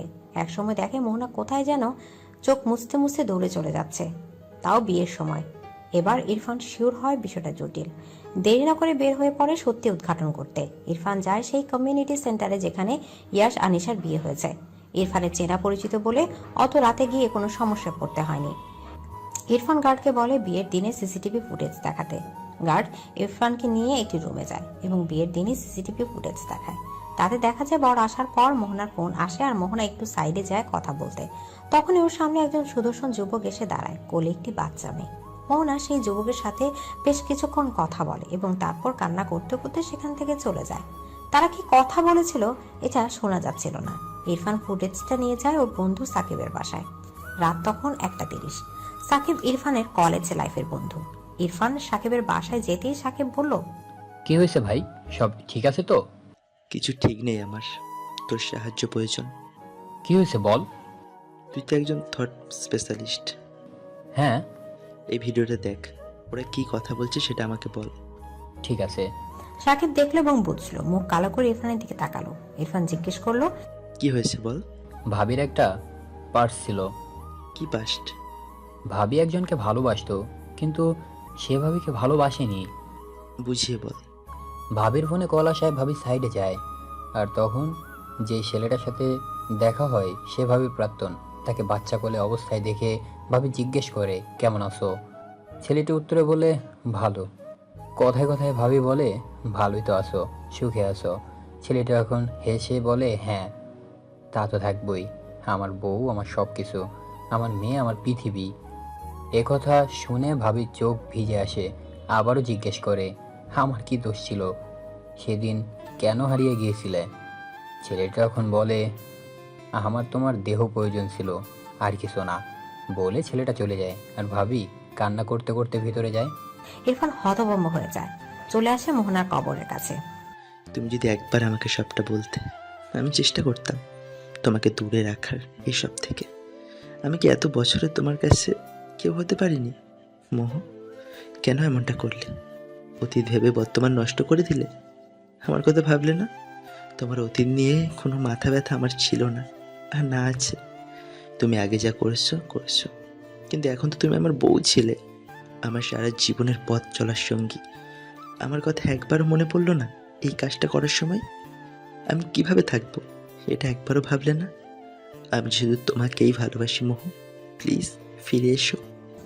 কবরের সামনে হাঁটু গেড়ে বসে কথাগুলো বলছে ইরফান। আকাশ মেঘলা, বৃষ্টি এসে ভিজিয়ে দিচ্ছে ওকে। ওর কোনো হোলদোল নেই। সারাদিন কেটে সন্ধ্যা হয়ে গেল। ইরফান ওভাবেই আছে। এবার উঠে টলমল পায়ে কোথাও যেন চলে গেল। পরের দিন কোনো এক অফিসের সামনে দাঁড়িয়ে আছে ইরফান, কারোর অপেক্ষা করছে। কিছুক্ষণের মাঝে একজন এসে ইরফানের সামনে দাঁড়ালো। সে হলো মাহিম, মোহনার প্রাক্তন। মাহিম এসেই জিজ্ঞেস করে, বলুন কেন ডেকেছেন? আপনি মাহিম? জি। আমি ইরফান চৌধুরী, মোহনার হাজব্যান্ড। বেশ অবাকই হলো মাহিম ইরফানের কথা শুনে। নিজেকে সামনে নিয়ে বলল, জি বলুন, কি বলবেন? আপনি জানেন মোহনা আর নেই? কি? এরপর সবটা বলে ইরফান। মাহিমকে মোহনার সুসাইড করা থেকে শুরু করে সব খোঁজ করেছে সেগুলো বলে। সব শুনে মাহিম বলে, আই এম সরি, আমি বুঝতে পারিনি। আমার কথায় হার্ট হয়ে মোহনা এমন একটা কাজ করবে। ইটস ওকে, আমি আসি। অনেক ইচ্ছে ছিল তোমার সাথে দেখা করার। যাকে পাগলের মতো ভালোবেসেছিলাম সে তো তোমাকে মনের মধ্যে রেখেছিলাম। আমি আসলে এতই বোকা ছিলাম যে বুঝতেই পারলাম না। বাট ইউ নো মাহিম, আমি এখনো চাই পাগলের মতো। ওর পাশ নিয়ে আমার কোনো মাথা ব্যথা ছিল না আর না থাকবে। ওর জায়গা আমার এখানে ছিল আর এখানেই থাকবে। কথাগুলো বলে হাতের কোণো দিয়ে চোখ মুছে চলে যেতে থাকে ইরফান। মাহিম ডাকে কিন্তু ইরফান পেছনে ফিরে তাকায় না। মাহিমের খারাপ লাগে ইরফানের জন্য। মনে মনে বলে, স্যালুট ব্রো, তোমার মতো ভালোবাসতে পারা মানুষ এই পৃথিবীতে খুব কম জন আছে। কেটে গেলেও বেশ কয়েক মাস ইরফানের কোনো খোঁজ নেই। ইয়াশ ভাইকে না পেয়ে ইয়াশ অনেকটাই ভেঙে পড়েছে। রাহিমা বেগম চুপচাপ হয়ে গেছে, আগের মতো কথা বলে না, হাসে না। রিশাদ সাহেবও চুপচাপ। সবটা কেমন জানা হয়ে গেল। আনিশা মনমরা হয়ে আছে। বিয়ে হয়ে আসার পর এগুলো দেখেও নিজেও বেশ ঘাবড়ে গিয়েছে। আজ বিয়ের 6 মাস পূর্ণ হয়েছে। আপনাকে আজ আমি সারপ্রাইজ দিতে চাই। মনে মনে কথাগুলো ভেবে আনিশা নিজেই হাসলো। তারপর কাজে লেগে পড়লো। ইয়াশের কলেজ থেকে আসতে সন্ধ্যা হয়ে গেল। কাজ ছিল, তার উপর পুলিশ স্টেশন যেতে হয় ওকে ইরফানের খোঁজ করতে। প্রতিদিনের মতো আজ ইরফানের কোনো খোঁজ না পেয়ে নিরাশ হয়ে বাড়ি ফিরল ইয়াশ। বাড়ি এসে প্রথমে বাবা মার সাথে দেখা করে রুমে আসতে দেখতে পেল খুব সুন্দর করে সাজানো রুমটা। ইয়াশের অজান্তে ওর মুখে হাসি ফুটলো। পায়েলের ঝুনঝুন শব্দে ইয়াশ খুঁজতে লাগলো শব্দটা কোথা থেকে আসছে। রুমের মাঝখানে আসতে পেছন থেকে ওকে জড়িয়ে ধরলো। Happy 6 months anniversary. আজ 12 তারিখ। আপনি তো ভুলেই গেছেন। আরে না, তা না। বুঝি। কথার মাঝে ফোন বেজে উঠলো আনিশার। ফোনের কাছে গিয়ে ফোন স্ক্রিনে তাকাতে দেখলো ওর ভাই ফোন করেছে। ফোন রিসিভ করে কানে নিতেই আনিশা থ হয়ে গেল, কারণ ফোনের উপাস থেকে ওর ভাই বলল, আপু তাড়াতাড়ি আয়, আম্মু আব্বুর ঝগড়া হয়েছে আর আম্মু বাসা ছেড়ে নানু বাড়ি চলে গেছে। বাবা বলছে সন্ন্যাসী হয়ে যাবে। কি? তুই তাড়াতাড়ি আয়, আমি আব্বাকে আটকাচ্ছি। বলে ফোন কেটে দিল আনিশার ভাই। ইয়াশ জিজ্ঞাসুক দৃষ্টিতে তাকিয়ে আছে। আনিশা সবটা বলতে ইয়াশ বলল, তাহলে দ্রুত যাও, আমি পৌঁছে দেই, ঠিক আছে? না, তুমি থাকো, বাবা মার তোমাকে দরকার, আমি গাড়ি নিয়ে যাচ্ছি। আনিশা দ্রুত রেডি হয়ে বেরিয়ে গেল। ইয়াশের মুখ মলিন হয়ে গেল, চেঞ্জ করে নিল। নানু বাড়ি পৌঁছাতে দেখলো ওর মামা আবিদকে, বয়স 25। আনিশার মায়ের ছোট ভাই, পড়াশোনার জন্য ঢাকাতে ছিল এতদিন, কয়েকদিন আগে এসেছে। আনিশাকে দেখে আবিদ এগিয়ে গেল। তানিশা, তুই? অনেকদিন পর দেখলাম। হ্যাঁ মামা, কেমন আছো? এই তো ভালো। আম্মু কই মামা? আপু আম্মুর রুমে। কি হয়েছে? হঠাৎ আপুর বলা নেই কোয়া নেই, হুট করে এলো। ওই এমনি, তেমন কিছু না, আমি আম্মুর কাছে যাই। আনিশা দ্রুত চলে গেল, ওর অস্বস্তি হচ্ছিল। আনিশা ওর নানুর রুমে গিয়ে দেখে ওর আম্মু বসে আছে। আনিশাকে দেখতে ওর নানু বলে, তোমার আম্মুকে বোঝাও এই বয়সে সংসার ভাঙতে চাই কেন। আম্মা, আপনি জানেন না ওই লোক আমার সাথে ঝগড়া করে কোনো কারণ ছাড়া। আমি থাকবো না। থেকো না বাবা, বনবাসে চলে যাচ্ছে। একথা শুনে আনিশার আম্মু বলে, কে যাবে? তোর বাবা? একদিনও থাকতে পারবে না, ওসব আমার জানা আছে। তুই শ্বশুর বাড়ি ছেড়ে এখানে কি? জামাই কোথায়? তোমরা যা শুরু করেছো, দৌড়ে আসছি আমি। ইয়াশ আসে নাই। ও মা, তুই একা আসবি কেন? এমনিতেই ইয়াশ বাবার উপর কত কাজের চাপ। আম্মু তুমি থামো, আমি প্রচুর ক্লান্ত। যা চেঞ্জ করে নে। আনিশা চেঞ্জ করতে গেল। দরজার আড়ালে দাঁড়িয়ে ওদের কথা এতক্ষণ শুনছিল আবিদ। বিকেলে আনিশার আম্মু ইয়াশকে কল করে। আসসালামু আলাইকুম মামুনি। ওয়ালাইকুম আসসালাম বাবা, কেমন আছো? এই তো আছি, আপনি কেমন আছেন? আছি কোনো রকম। ছেলেমেয়েরা ভালো না থাকলে আমি কিভাবে ভালো থাকি বলো? আচ্ছা শোনো, তুমি বরং চলে এসো। কোথায়? আমার বাবার বাড়ি আর আনিশার নানু বাড়ি। মামুনি কলেজে কাজ আছে। বৃহস্পতিবার রাতে আসো, আবার শনিবার রাতে চলে যেও। ঠিক আছে মামুনি। আচ্ছা বাবা। মামুনি রাখছি। আমি জানি তোমাদের বিয়ের পর থেকে একের পর এক কাহিনী হয়ে আসছে। তোমাদের আলাদা সময় কাটানো উচিত যদি সবটা ঠিক হয়। আল্লাহ আমার বাচ্চাগুলোকে ভালো রেখো সব সময়। মনে মনে কথাগুলো ভেবে শান্তির শ্বাস নিলেন আনিশার আম্মু। রাতে আনিশা বসে মুভি দেখছে, আবিদ সহ আরো কাজিনরা আছে। তখনই আনিশার ফোন বেজে ওঠে। আনিশা ফোন নিয়ে রুমে চলে যায়। হ্যালো। বলুন। কেমন আছো? ভালো, আপনি? জানোই তো। মামুনি বাবা কেমন আছে? আছে কোনো রকম। ভাইয়ার চিন্তায় আম্মু আরো অসুস্থ হয়ে গেছে। আরো কিছুক্ষণ কথা বলে ফোন রাখলো ইয়াশ। আনিশাকে বলল না, ওর যাওয়ার কথা, সারপ্রাইজ দিতে চায়। এদিকে আনিশা কথা শেষ করে ফোন চার্জ দিয়ে ড্রয়িং রুমে গিয়ে মুভি দেখায় ব্যস্ত হয়ে ওঠে। 2 দিন পর আনিশা সোফায় বসে আছে, তখনই কলিং বেল বেজে উঠল। আনিশা উঠে দরজা খুলতেই এক দফা অবাক হলো, ইয়াশ এসেছে। ইয়াশ আনিশাকে জড়িয়ে ধরতে গেলে আনিশা সরে দাঁড়ায়। ইয়াশ কিছু না বলে ভেতরে আসে। আনিশার আম্মু ইয়াশকে দেখে খুশি হয়ে যান। ইয়াশের সাথে কথা বলে আনিশাকে বলে, আনিশা, ইয়াশকে তোমার রুমে নিয়ে যাও। আনিশা মাথা নাড়িয়ে সম্মতি দেয়। রাত 11:54। আনিশা চুপ করে বেডে বসে আছে। সোফায় ইয়াশ বসে আছে, আনিশার দিকে তাকিয়ে আছে। আনিশা, কি হয়েছে বলবে? কি হবে? তোমাকে অন্যরকম লাগছে। কই? আচ্ছা বাদ দাও, চলো কালকে বাসায় যাই। কোন বাসায়? আমার তোমার বাসায়। আমি ওই বাসায় আর যাব না। হোয়াট? কেন? দেখুন, আমি আপনার সাথে থাকবো না, আমি ডিভোর্স চাই। সব সম্পর্কের একটা বাঁধন থাকে, কিন্তু আমাদের নেই। বিয়ের পর থেকে একটার পর একটা প্রবলেম। আমি আর পারছি না ইয়াশ, প্লিজ আপনি আমাকে মুক্তি দিন। আমারও জীবন, আমি পারছি না এইভাবে থাকতে। আনিশার কথা ইয়াশ থ হয়ে গেছে। আনিশার থেকে কিছুক্ষণ তাকিয়ে থেকে মেকি হাসলো ইয়াশ। আসলেই তো তোমার কি দোষ, সব আমার ভাগ্য। ঠিক আছে, তুমি যা চাও তাই হবে। বলে শার্ট চেঞ্জ করে রুম থেকে বেরিয়ে গেল ইয়াশ। আনিশা মাথা ধরে বসে আছে। এভাবে ঘুমিয়ে পড়ে এক সময়। তখন আবিদ রুমে প্রবেশ করে। আনিশার মাথায় হাত বুলিয়ে দিয়ে চাদর টেনে লাইট অফ করে দেয়, তারপর চলে যায়। 15 দিন পর সারা রাত কেটে ভোরের আলো ফুটতে শুরু করেছে ধরণীর বুকে। নতুন ভোর, নতুন আলো। কিন্তু কেউ একজন রাস্তায় এক সাইডে বসে আছে। হ্যাঁ, সে ইয়াশ, যার পুরো জীবনটাই অন্ধকারে ভরে গেছে।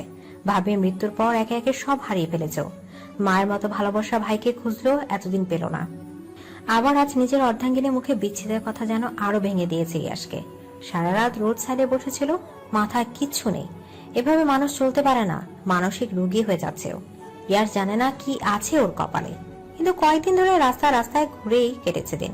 রাত কেটেছে নির্ঘুম পথ, শিশুদের কষ্ট দেখে। কয়েকজনকে কম্বল কিনে দিয়েছে।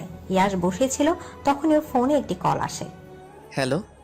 ইয়াশের সাথে কথা বলছি আমি। জি। কোথায় আপনি মিস্টার ইয়াশ? কলেজে কেন আসছেন না? আসলে স্যার, কোনো কিছু শুনতে চাই না, এমন ভাবে হয় না। আপনাকে আর কলেজ আসতে হবে না, আপনার চাকরিটা নেই। বলে কল কেটে দেয় আব্রাহাম নামের লোকটি। ইয়াশ এবার হাসে, আকাশের দিকে তাকিয়ে বলে, এইভাবে নিঃস্ব করলে আমায়? ঠিক আছে, মেনে নিলাম। তখনই ইয়াশের কাঁধে কেউ হাত রাখে। ইয়াশ তাকিয়ে দেখে ইরফান। ইয়াশ এতটাই অবাক হয় যে কথা বলা বন্ধ হয়ে গেছে। জড়িয়ে ধরে ও ইরফানকে। ইরফানও ভাইয়ের পিঠে হাত বুলিয়ে দেয়। ইয়াশের চোখের পানি দিয়ে ইরফানের শার্ট পরে। ইরফান বুঝতে পারে তার ভাই কাঁদছে। ইরফান ইয়াশকে নিজের মুখোমুখি করে দাঁড় করায়। ইয়াশ বলে, কোথায় ছিলে তুমি ভাইয়া? কত খুঁজেছি তোমায় জানো? আম্মু অসুস্থ হয়ে গেছে তোমার চিন্তায়। কেন এভাবে হারিয়ে গিয়েছিলে? একা থাকতে চেয়েছিলাম ভাই। আমার জীবনে এমন কিছু সময় আসে যখন মানুষ চাই সবার সাথে দূরত্ব বাড়াতে, নিজেকে একা করতে। আমিও তাই করেছি। মন আর অতীত নিয়ে আমার সমস্যা ছিল না, কিন্তু 4 বছরের সংসারে একবারের জন্য আমার হয়নি।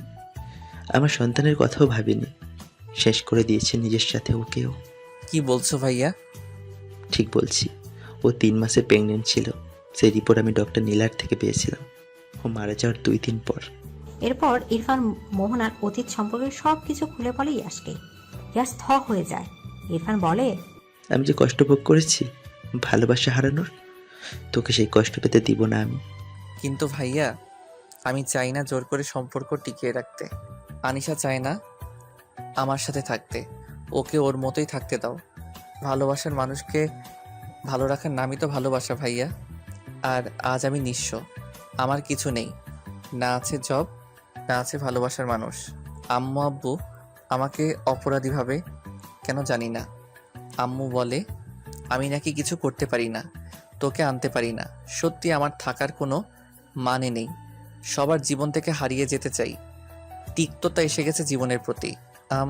হঠাৎই এক কার এসে ধাক্কা দেয় ইয়াসকে। মাটিতে লুটিয়ে পড়ে ইয়াস। ইরফান দিক জ্ঞান হারিয়ে ফেলে, ছুটে যায় ভাইয়ের রক্তাক্ত দেহের কাছে। আবিদের সাথে বসে গল্প করছে আনিশা। আবিদ অপলক দৃষ্টিতে তাকিয়ে আছে আনিশার দিকে। তখনই হন্তদন্ত হয়ে রুমে প্রবেশ করে আনিশার মা। আনিশাকে ধরে বলে, আনু চল হসপিটালে। কেন আম্মু, কার কি হয়েছে? ইয়াস বাবা অ্যাক্সিডেন্ট করেছে। আজ এতদিন ধরে ছেলেটাকে খুঁজছে, পেলাম না, আর আজ এমন একটা খবর। আনিশা কি বলবে ভেবে পায় না। আবিদের চোখ মুখ লাল হয়ে গেছে, তবু শান্ত থাকার চেষ্টা করছে। আনিশার আম্মু আনিশার হাত ধরে নিয়ে বাসা থেকে বেরিয়ে পড়লেন হসপিটালের উদ্দেশ্যে। In city hospital. ইরফান দাঁড়িয়ে আছে, ইয়াসের মা বাবাও এসেছে। ওনারা ওয়েটিং রুমে বসে আছেন। ইরফানকে দেখে অবাক হলেও ইয়াসের চিন্তা ওনার চিন্তিত। একটু পর অপারেশন থিয়েটারের সামনে এসে দাঁড়ায় ইরফান। আনিশা এবং ওর আম্মুর দিকে আবিদও এসেছে। আনিশা চুপ। আনিশার আম্মু অবাক হচ্ছে মেয়েকে দেখে। একজন ডক্টর এসে বলে যায়, পেশেন্টকে আইসিইউতে রাখা হয়েছে, অবস্থা সিরিয়াস। আনিশা এটা শুনে এমন ভাব করছে যেন কিছুই হয়নি। আনিশার আম্মু আনিশাকে জিজ্ঞেস করে, আনিশা, ইয়াস অসুস্থ, তুমি কিভাবে এতটা নর্মাল আছো? তুমি কি একটু ভালোবাসো না? না বলে আনিশা হন হন করে চলে যেতে নিলে ইরফান পথ আটকায়। হঠাৎই আনিশার গালে চড় মেরে বসে। আনিশার সহ উপস্থিত সকলে অবাক। আনিশা গালে হাত দিয়ে সকলের দিকে তাকিয়ে আছে। আমি হসপিটালে কেন? আনিশার আম্মু আনিশার কাছে গিয়ে 2 বাহু ধরে বলে, কি নাটক করছো? মাত্র এলে, এখন বলছো তুমি এখানে কেন? আজব। আম্মু, আমি কেন নাটক করব? আনিশা আম্মু আরো কিছু বলতে চেয়েছিল, কিন্তু ইরফান থামিয়ে দিয়ে বলে, ওকে কিছু বলে লাভ নেই আন্টি। আনিশার কিছু মনে নেই। মানে ওকে হিপনোটাইজ করার রাখা ছিল। ওর ফ্যামিলি মেম্বার বাদে আর কাউকে সহ্য করতে পারছিল না, আর না পারছিল ইয়াসকে সহ্য করতে। কি? অবাক হয়ে বলে আনিশা, তুমি ইয়াসকে সহ্যই করতে পারোনি, এটা আমি খেয়াল করেছি। তোমাকে হসপিটালে ঢোকার সময় চোখ স্থির ছিল না। আনিশা থ হয়ে দাঁড়িয়ে আছে। আনিশার আম্মু বলে, কে করেছে এইটা? আর তুমি কিভাবে জানলে? এতদিন কই ছিলে বাবা? বলছি আন্টি, প্রথমেই বলি, আমি একা থাকতে চেয়েছিলাম, তাই দূরে ছিলাম। আর আমি কিভাবে জানি আমি দূরে থাকলেও আমার পরিবারের সকল সদস্যর সব খবরই আমি রাখতাম। হ্যাঁ, এখন বলতে পারেন আমি কেন ফিরিনি, সেটা পরে বলছি। আগে বলি আপনার ভাইয়ের কথা। আমার ভাই? আবিদ নাম ওনার, তাই না? হ্যাঁ। উনি আনিসাকে হিপনোটিস করেছে। কি বলছেন এসব? কে আপনি? হ্যাঁ, আমার নামে এসব বলছেন? রেগে আবিদ বলে ওঠে কথাগুলো। আমি কে? আমি ইরফান। আমি সব জানি আপনার বিষয়ে। আপনি আনিসাকে লাইক করতেন, বয়স কম আর সাইকো টাইপ। আপনি নিজের ভাগ্নিকে হিপনোটাইজ করে ফেললেন, তাই বলে? কারণ আপনি ওকে পছন্দ করতেন। বলুন সত্য কি না? আবিদ চুপ। ইরফান আবারও বলে, আমার ভাই আজ এই অবস্থায় শুধু আপনার জন্য। আপনি আনিশার ওর মাঝে দূরত্ব বাড়িয়ে দিয়ে নিজেকে আনিশাকে পাওয়ার আশা করেছিলেন। লজ্জা করলো না একবারও? ছি। হ্যাঁ করেছি আমি। তো কি হয়েছে? কোনো ভুল করিনি। আনিশাকে আমার ভালো লাগতো, ভেবেছিলাম সবাইকে বলবো, কিন্তু তার আগেই ওর বিয়ে হয়ে গেল। ইয়াশ নামের ছেলেটা আমার পথের কাঁটা হয়ে দাঁড়ালো। আনিশাকে ভুল বোঝানোর চেষ্টা করেছি, কাজ হয়নি, তাই এটা করেছি। খারাপ কি করেছি? ভালোবাসা অন্যায় না। কথা শেষ হতে আনিশার আম্মু ঠাস করে থাপ্পড় মেরে দেয় আবিদের গালে। আবিচ্ছি, ছোট ভাই তুই আমার, কম আদর করিনি। তুই কিনা শেষে আমার মেয়ের এই সর্বনাশ করতে চাইলি। আবিদের কলার ধরে কথাগুলো বললেন আনিশার আম্মু। তখনই ওখানে কয়েকজন ওয়ার্ড বয় সহ কয়েকজন ডক্টর এলো। ইরফান ওদের দেখে আবিদের দিকে ইশারা করলো। ওরা আবিদকে নিয়ে গেল। আবিদ মেন্টালি অসুস্থ, তাই ওর ট্রিটমেন্ট দরকার, তাই ইরফান ওদের ডেকেছে। ওরা আবিদকে নিয়ে গেল। আনিশার সব শুনে কান্না করছে। ইরফান আনিশার পাশে গিয়ে দাঁড়িয়ে মাথায় হাত বুলিয়ে দেয় আর বলে, সরি বনু, তোমাকে তখন মারার জন্য। না ভাইয়া, এইভাবে বলবেন না। আমি জানি আপনি আমার ভালোর জন্যই করেছেন, কিন্তু ইয়াশ ও কেমন আছে? আর মামা কিভাবে এমনটা করতে পারলো? ইয়াস আইসিইউতে আছে, আর আবিদ ও মেন্টালি অসুস্থ। আমি বাসার সব খবরই রাখতাম। একদিন তোমাদের বাসায় সামনেও গিয়েছিলাম, ওখানে একটা দরকার ছিল, ভাবলাম তোমার সাথে দেখা করি। আম্মু বাবা অনেক চিন্তা করছে, তাদের তুমি আমার হয়ে কিছু বলে দিতে পারবা। কিন্তু তোমার রুমের জানালার সামনে দাঁড়িয়ে দেখি আবিদ তোমার রুমে, তাও অদ্ভুতভাবে তাকিয়ে আছে। তারপর চলে যাই। আমার সন্দেহ লাগে, খোঁজ নিই, সব জানতে পারি, আর চলে আসি ভাইয়ের ভালোবাসা রক্ষা করতে। কিন্তু হয়তো দেরি করে ফেলেছি। আমার ভাইটা আমার উপর অভিমান নিয়েই চলে যাবে হয়তো। না ভাইয়া, কান্না করে বলে উঠল আনিশা। পরের দিন সকালে ইয়াশ এখন আগের থেকে অনেকটা ভালো আছে। ইরফান ইয়াশের সাথে আছে। ইয়াশের জ্ঞান ফিরলে ঘুমের মেডিসিন দেওয়া হয়, তাই ও এখনো কাউকেই দেখেনি। আনিশা বসে আছে পাশে ওর আম্মু। ইয়াশের মা এবারও মূর্ছা গিয়েছেন আদরের ছোট ছেলেকে এই অবস্থায় দেখে। তার পাশে রিশাদ সাহেব নাক মুখ কুঁচকে বসে আছেন। ইরফান মায়ের কেবিনে এসে বাবাকে এভাবে বসে থাকতে দেখে বিচলিত কণ্ঠে বলেন, কি হয়েছে বাবা, কোনো অসুবিধা? এভাবে মন খারাপ করে বসে আছো যে? রিশাদ সাহেব ছেলের মুখের দিকে তাকিয়ে চোখ ফিরে নিলেন। ঝাঁঝালো কণ্ঠে বললেন, তোমরা আমাকে শান্তি দিবে না বলে ঠিক করেছো। হতচ্ছাড়াগুলো, তুমি হারিয়ে গেলে, তারপর তোমার ভাই এমন করলো, এখন তোমার মা মূর্ছা গিয়েছে। আমি কেন এখানে সুস্থ আছি বুঝতে পারছি না। ইরফান বুঝলো আবহাওয়া ভালো না, কিছু করতে হবে। ইরফান বাবাকে তেল দিতে বলল, আব্বু তুমি হলে ইয়াং, তুমি আমাদের থেকেও শক্তিশালী, আর তাই এখনো ভালো আছো। হতচ্ছাড়া, বের হয়ে এখান থেকে। আর তোর ভাইয়ের জ্ঞান ফিরলে ডাকবি আমায়, একটা থাপ্পড় দিব। আমার হার্টের প্রবলেম বাঁধানোর জন্য কাহিনী শুরু করেছে সব। ইরফান চুপিসারে বেরিয়ে এলো। বাবার মেজাজ সেই লেভেলের খারাপ, কিছু বললে ছ্যাত করে উঠছেন। কাল অবধি চুপসে ছিল। যে ভোর রাতে শুনেছে ইয়াশ ভালো আছে, ব্যাস আগের ফর্মে ফিরেছেন। এদিকে মুখ কাঁদো কাঁদো করে ইয়াশের পাশে বসে আছে আনিশা। ইয়াশের জ্ঞান ফিরতে চোখ পিটপিট করে তাকায়। আনিশাকে দেখে কপাল কুঁচকে তাকিয়ে আছে। আনিশা ইয়াশের জ্ঞান ফিরতে দেখে ডক্টরকে ডাকে। ডক্টর ইয়াশকে চেক আপ করে চলে যায়। ইরফান, আনিশা, আনিশার বাবা, রিশাদ সাহেব এখন ইয়াশের কেবিনে উপস্থিত। আনিশা ইয়াশের মাথায় হাত বুলিয়ে জিজ্ঞেস করলো, কেমন লাগছে এখন তোমার? কে আপনি? ইয়াশের প্রশ্ন সকলের কপালে ভাঁজ পড়ল। তুমি আমায় চিনতে পারছো না? আব্বু দেখো, এই মহিলা আমায় তুমি করে বলছে।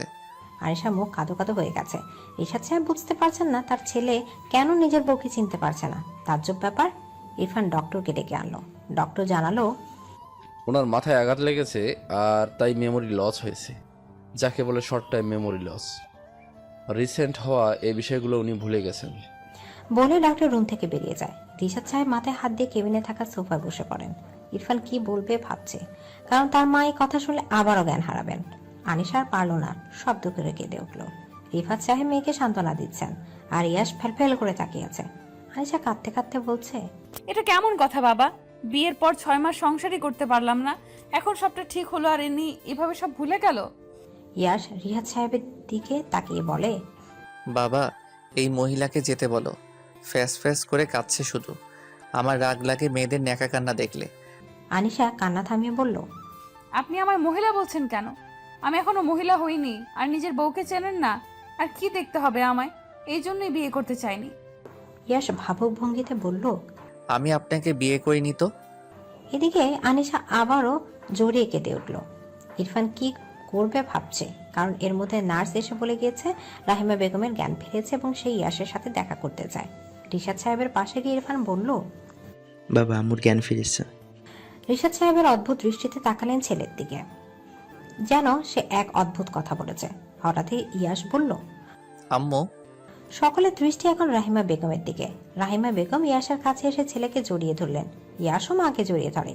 রাহিমা বেগম কান্না জড়িত কণ্ঠে বলেন, আমাকে মাফ করে দে বাবা, অনেক কথা বলেছি, আমি ভুলেই গিয়েছিলাম। তোরা দুইজন যে আমার কলিজার টুকরো, তোদের কারো কিছু হয়ে যে আমার বুকে এসে লাগে। আম্মু এমনভাবে বলছো কেন? ইয়াস আর রহিমা বেগম কথা বলছেন। রিশাদ সাহেব ইরফানের হাত ধরে নিচু করে কানে কানে বলেন, একটা চেয়ারের ব্যবস্থা করো তোমার মায়ের বসার জন্য। কেন আপু? আমি তো ভাইয়ের বেডের পাশেই বসে আছে, পরে এখানে এসে বসবে, চেয়ার লাগবে না। ওরে হতচ্ছাড়া। আর বলতে পারলেন না তার আগেই শোরগোল শুরু হলো। রহিমা বেগম আবারও মূর্ছা গেছেন। ছেলে তার বউকে চিনতে পারছে না, এমনকি তাকেও সন্দেহ করছে। সে নাকি আগের থেকে শুকিয়ে আছে, তাই সে তার মা কি না এটা নিয়ে ইয়ার সন্দেহ করছে। রাহিমা বেগম এই শখ নিতে পারেননি, তাই আবারও মূর্ছা গেলেন। ইরফান অসহায়ভাবে বাবার দিকে তাকালো। রিশাদ সাহেব ঝাঁঝালো কণ্ঠে বলেন, বলেছিলাম না আমি। 15 দিন পর আজ ইয়াসকে বাসায় আনা হয়েছে। সবই ঠিকঠাক, তবে রাহিমা বেগম মুখ ভার করে আনিশাকে নিয়ে ড্রয়িং রুমে বসে আছেন। আনিশা ভাবছে এ কেমন জামাই হলো তার, নিজের বউকে ভুলে গেল, কি সাংঘাতিক কথা। ইয়াস এসে রুমে গিয়ে দরজা দিয়েছে। রিশাদ সাহেব মনোযোগ দিয়ে পেপার পড়ছেন। ইরফান কফির মগ হাতে নিয়ে গার্ডেনের দিক থেকে আসতেই সবাই এভাবে বসে থাকতে দেখে ভ্রু কুঁচকে ফেলে। আম্মু, ভাবি। কেউ কোনো জবাব দেয় না। রিশাদ সাহেব বলল, বাড়িটা সার্কাস হয়ে গেছে, এখন আরো কি কি দেখবো কে জানে। ইরফানের হাসি পেল, তবু কন্ট্রোল করলো। রাহিমা বেগম বললেন, তুমি এসব রাখো। আমার কথা হলো, ডাক্তারকে কেন কিছু বললে না? ওই ডাক্তার কিছু করেছে, না হলে আমার ওমন ভোলাভালার ছেলে এভাবে বউ আর মাকে কেন ভুলবে? তোমার কি মনে হয় ইয়াসের মা আমি কোনো ষড়যন্ত্র করেছি? করতেই পারো, ছেলে মা পাগল কিনা তোমার তো সহ্য হয় না, তাই বলে এই মাসুম বৌমাটার কথা ভাববে না? ইরফান কপাল চাপড়ালো। কেন এসে কথা বললো? এখন এরা ঝগড়া শুরু করে দিয়েছে। যদিও ভালো লাগছে, বাড়িটা আগের মতো হয়ে গেছে। বিকেল 5টা। ইয়াস ঘুম থেকে উঠে এসে দেখে সবাই ঘুম। আনিশা সোফায় বসে মুভি দেখছে। ইয়াস এসে ওকে বলে, এই যে আপু, আমায় খাবার বেড়ে দিন তো। এদিকে আনিশা একবার ইয়াসের দিকে তাকালো, তারপর পাশে রাখা নিজের ফোন স্ক্রিনে নিজেকে একবার দেখে নিল। না, তাকে তো আপু বা মহিলা এমনটা লাগছে না। তাহলে কেন ইয়াস তাকে বারবার এমন করে বলছে? দুঃখী দুঃখী মুখ নিয়ে গেল খাবার গরম করতে। ইয়াস খাচ্ছে, আনিশা পাশে বসে আছে। একটু পর নাক টেনে কান্না করছে। ইয়াস খাবার রেখে আনিশার দিকে তাকিয়ে বলল, আপনি কি ছ্যাঁকা খেয়েছেন আপু? আপনার বয়ফ্রেন্ড আপনাকে ছেড়ে গেছে, তাই এভাবে কাঁদছেন? আনিশা ছ্যাত করে উঠল ইয়াসের কথায়। লজ্জা লাগে না? হ্যাঁ, নিজের বউকে চিনেন না? আমি বিয়ে করিনি তো। আর যদি আপনি আমার বউ হতেন, তুমি করে বলতেন আপনি না, তাই না? কি খাচ্চর আপনি! হসপিটালে তুমি বলছিলে বলে কম কথা শোনাননি। আমি বুঝে গেছি আমাকে দিয়ে সংসার হবে না। আনিশা উঠে চলে গেল।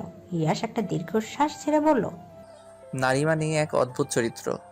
আমি ভালো কথা বলেছিলাম আর আমাকে ঝাড়ি দিল। ভালো মানুষের দাম নেই সমাজে। বলে খাবার মনোযোগ দিল ইয়াস। রাতে খাওয়া দাওয়া শেষে যে যার রুমে ঘুমাতে গেছে। আনিশাও ইয়াসের রুমে এসে কাবার থেকে একটা গোলাপি রঙের 2 পিস নিয়ে চেঞ্জ করতে গেল। ইয়াস বারান্দায় তখন। চেঞ্জ করে এসে দেখে ইয়াস শুয়ে পড়েছে। আনিশা লাইট অফ করে ইয়াসের পাশে গিয়ে শুয়ে পড়ে। রাত প্রায় 3:30টার কাছাকাছি। তখন এক চিৎকারে লাফিয়ে ওঠে আনিশা। ইয়াস অবাক হয়ে ওর দিকে তাকিয়ে আছে। আনিশা জিজ্ঞেস করে, কি হয়েছে, চেঁচাচ্ছেন কেন এত রাতে? আপনি তো আপু সুবিধার না, এত রাতে আমার রুমে কেন? আমার সব কেড়ে নিতে এসেছেন? ছি ছি, পুরুষ নির্যাতন আইন নেই বলে এভাবে আপনি আমার রুমে আসবেন? এদিকে আনিশা তবদা খেয়ে গেছে ইয়াসের কথা শুনে। এটা কি বললো এই লোক? আনিশা বলে, আপনি তো আচ্ছা বদলোক। হ্যাঁ, বউ আমি আপনার, এত অপবাদ একদম দিবেন না। আর যদি একটা আওয়াজও করেছেন তো সত্যি আপনার সব কেড়ে নেব, বদলোক একটা। আনিশা কথাগুলো বলে পাশ ফিরে শুয়ে পড়ে। ইয়াস মনে মনে বলল, মেয়ে মানুষ ভালো না, কথায় কথায় ছ্যাত করে উঠে। ঘুমিয়ে পড়েও। পরদিন সকাল 9টা বাজে। আনিশা দরজার পাশে ওয়েট করছে কখন ইয়াস বাসায় ঢুকবে আর ওর হাতে থাকা লাঠি দিয়ে ওর মাথায় বাড়ি দেবে। আনিশা শুনেছে আঘাত লাগার স্থানে আবারও আঘাত পেলে স্মৃতি ফিরে আসার সম্ভাবনা আছে। ইয়াস 7টায় উঠে জগিং করতে গিয়েছে। ফেরার সময় প্রায় হয়ে গেল। আনিশা দরজার বাইরে উকি দিয়ে দেখলো একটা ছায়া এদিকে আসছে। আনিশা বিসমিল্লাহ বলে দিল এক পারি। তারপর যা দেখলো তাতে তার মাথা ঘুরে গেল। আনিশা যাকে বাড়ি মেরেছে সে আর কেউ নয়, রিশাদ সাহেব। আনিশা কি করবে ভেবে পায় না। রিশাদ সাহেব ওকে দেখার আগে দৌড়ে রুমে চলে যায়। এদিকে রিশাদ সাহেবের মাথা আলু হয়ে গেছে। কিছুক্ষণ পর রাহিমা বেগম দেখি সন্দেহ গলায় বলেছে, কাকে টিস করতে গিয়ে গগন ধোলাই খেয়ে এসেছো? রিহাদ সাহেবের মেজাজ খারাপ হয়ে গেছে।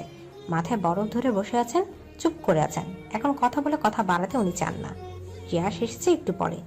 আনিশা হলরুমে আসতে রাহিমা বেগম বলে উঠল, দেখো বৌমা, এই বয়সে বোধ হয় আমার কপাল পুড়বে। কিছু বুঝতে পারছি না, হে লোক কি চায়, অসভ্য। রিশাদ সাহেব দাঁত কিরমির করে বলেন, একদম বাজে কথা বলবে না রহিমা। অন্যায় করে আবার আমাকেই ধমকাচ্ছ? রাহিমা বেগম বকবক শুরু করলেন। আনিশা স্বস্তির শ্বাস নিল, যাক কেউ ওকে দেখেনি। পরে শ্বশুর মশাই থেকে মাফ চেয়ে নেবে 2 মাস পর। ইয়াস এখন পুরোপুরি সুস্থ। সবাই চিনতে পেরেছে, কিন্তু আনিশাকে চেনে না। আনিশাকে আপু বলে, আর আনিশা তেলে বেগুনে জ্বলে ওঠে।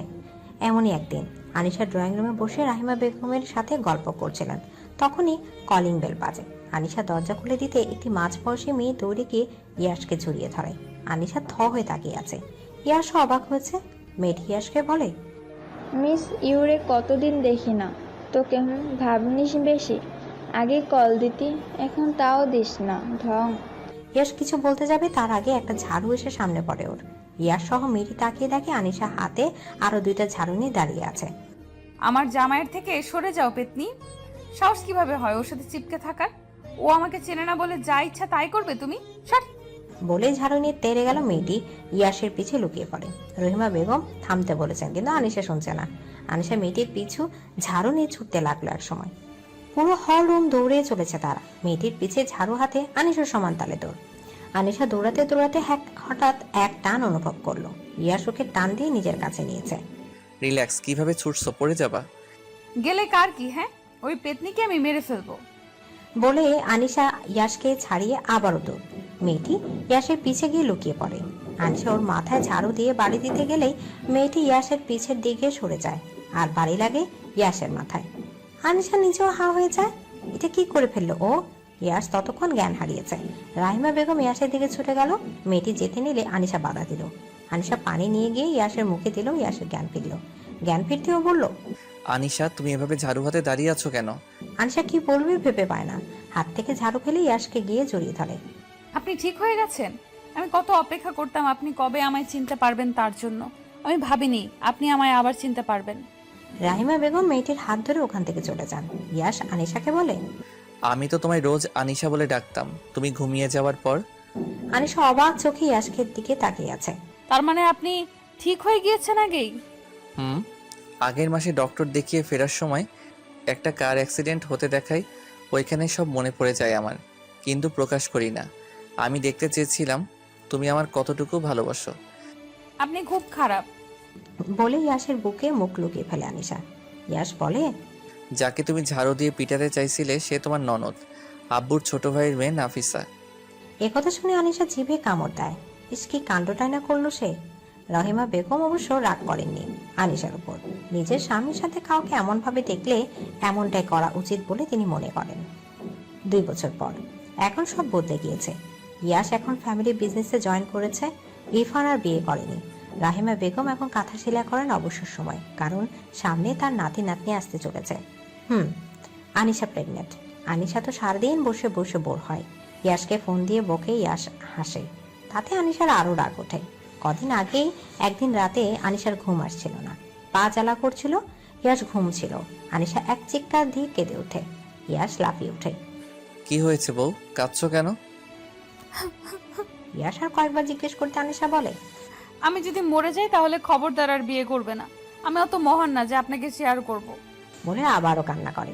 এদিকে ইয়াস বেকুলের মতো তাকিয়ে আছে ওর দিকে। তুমি এই জন্য এত রাতে কাঁদছো? ওরে পাগলি, আমি শুধু তোমাকেই ভালোবাসি। কেন তুমি এমন ভাবছো যে তোমার কিছু হবে? আমি আছি তো, আমি থাকতে তোমার কিছু হতে দিব না। কাঁদে না, আসো বুকে এসে শুয়ে পড়ো।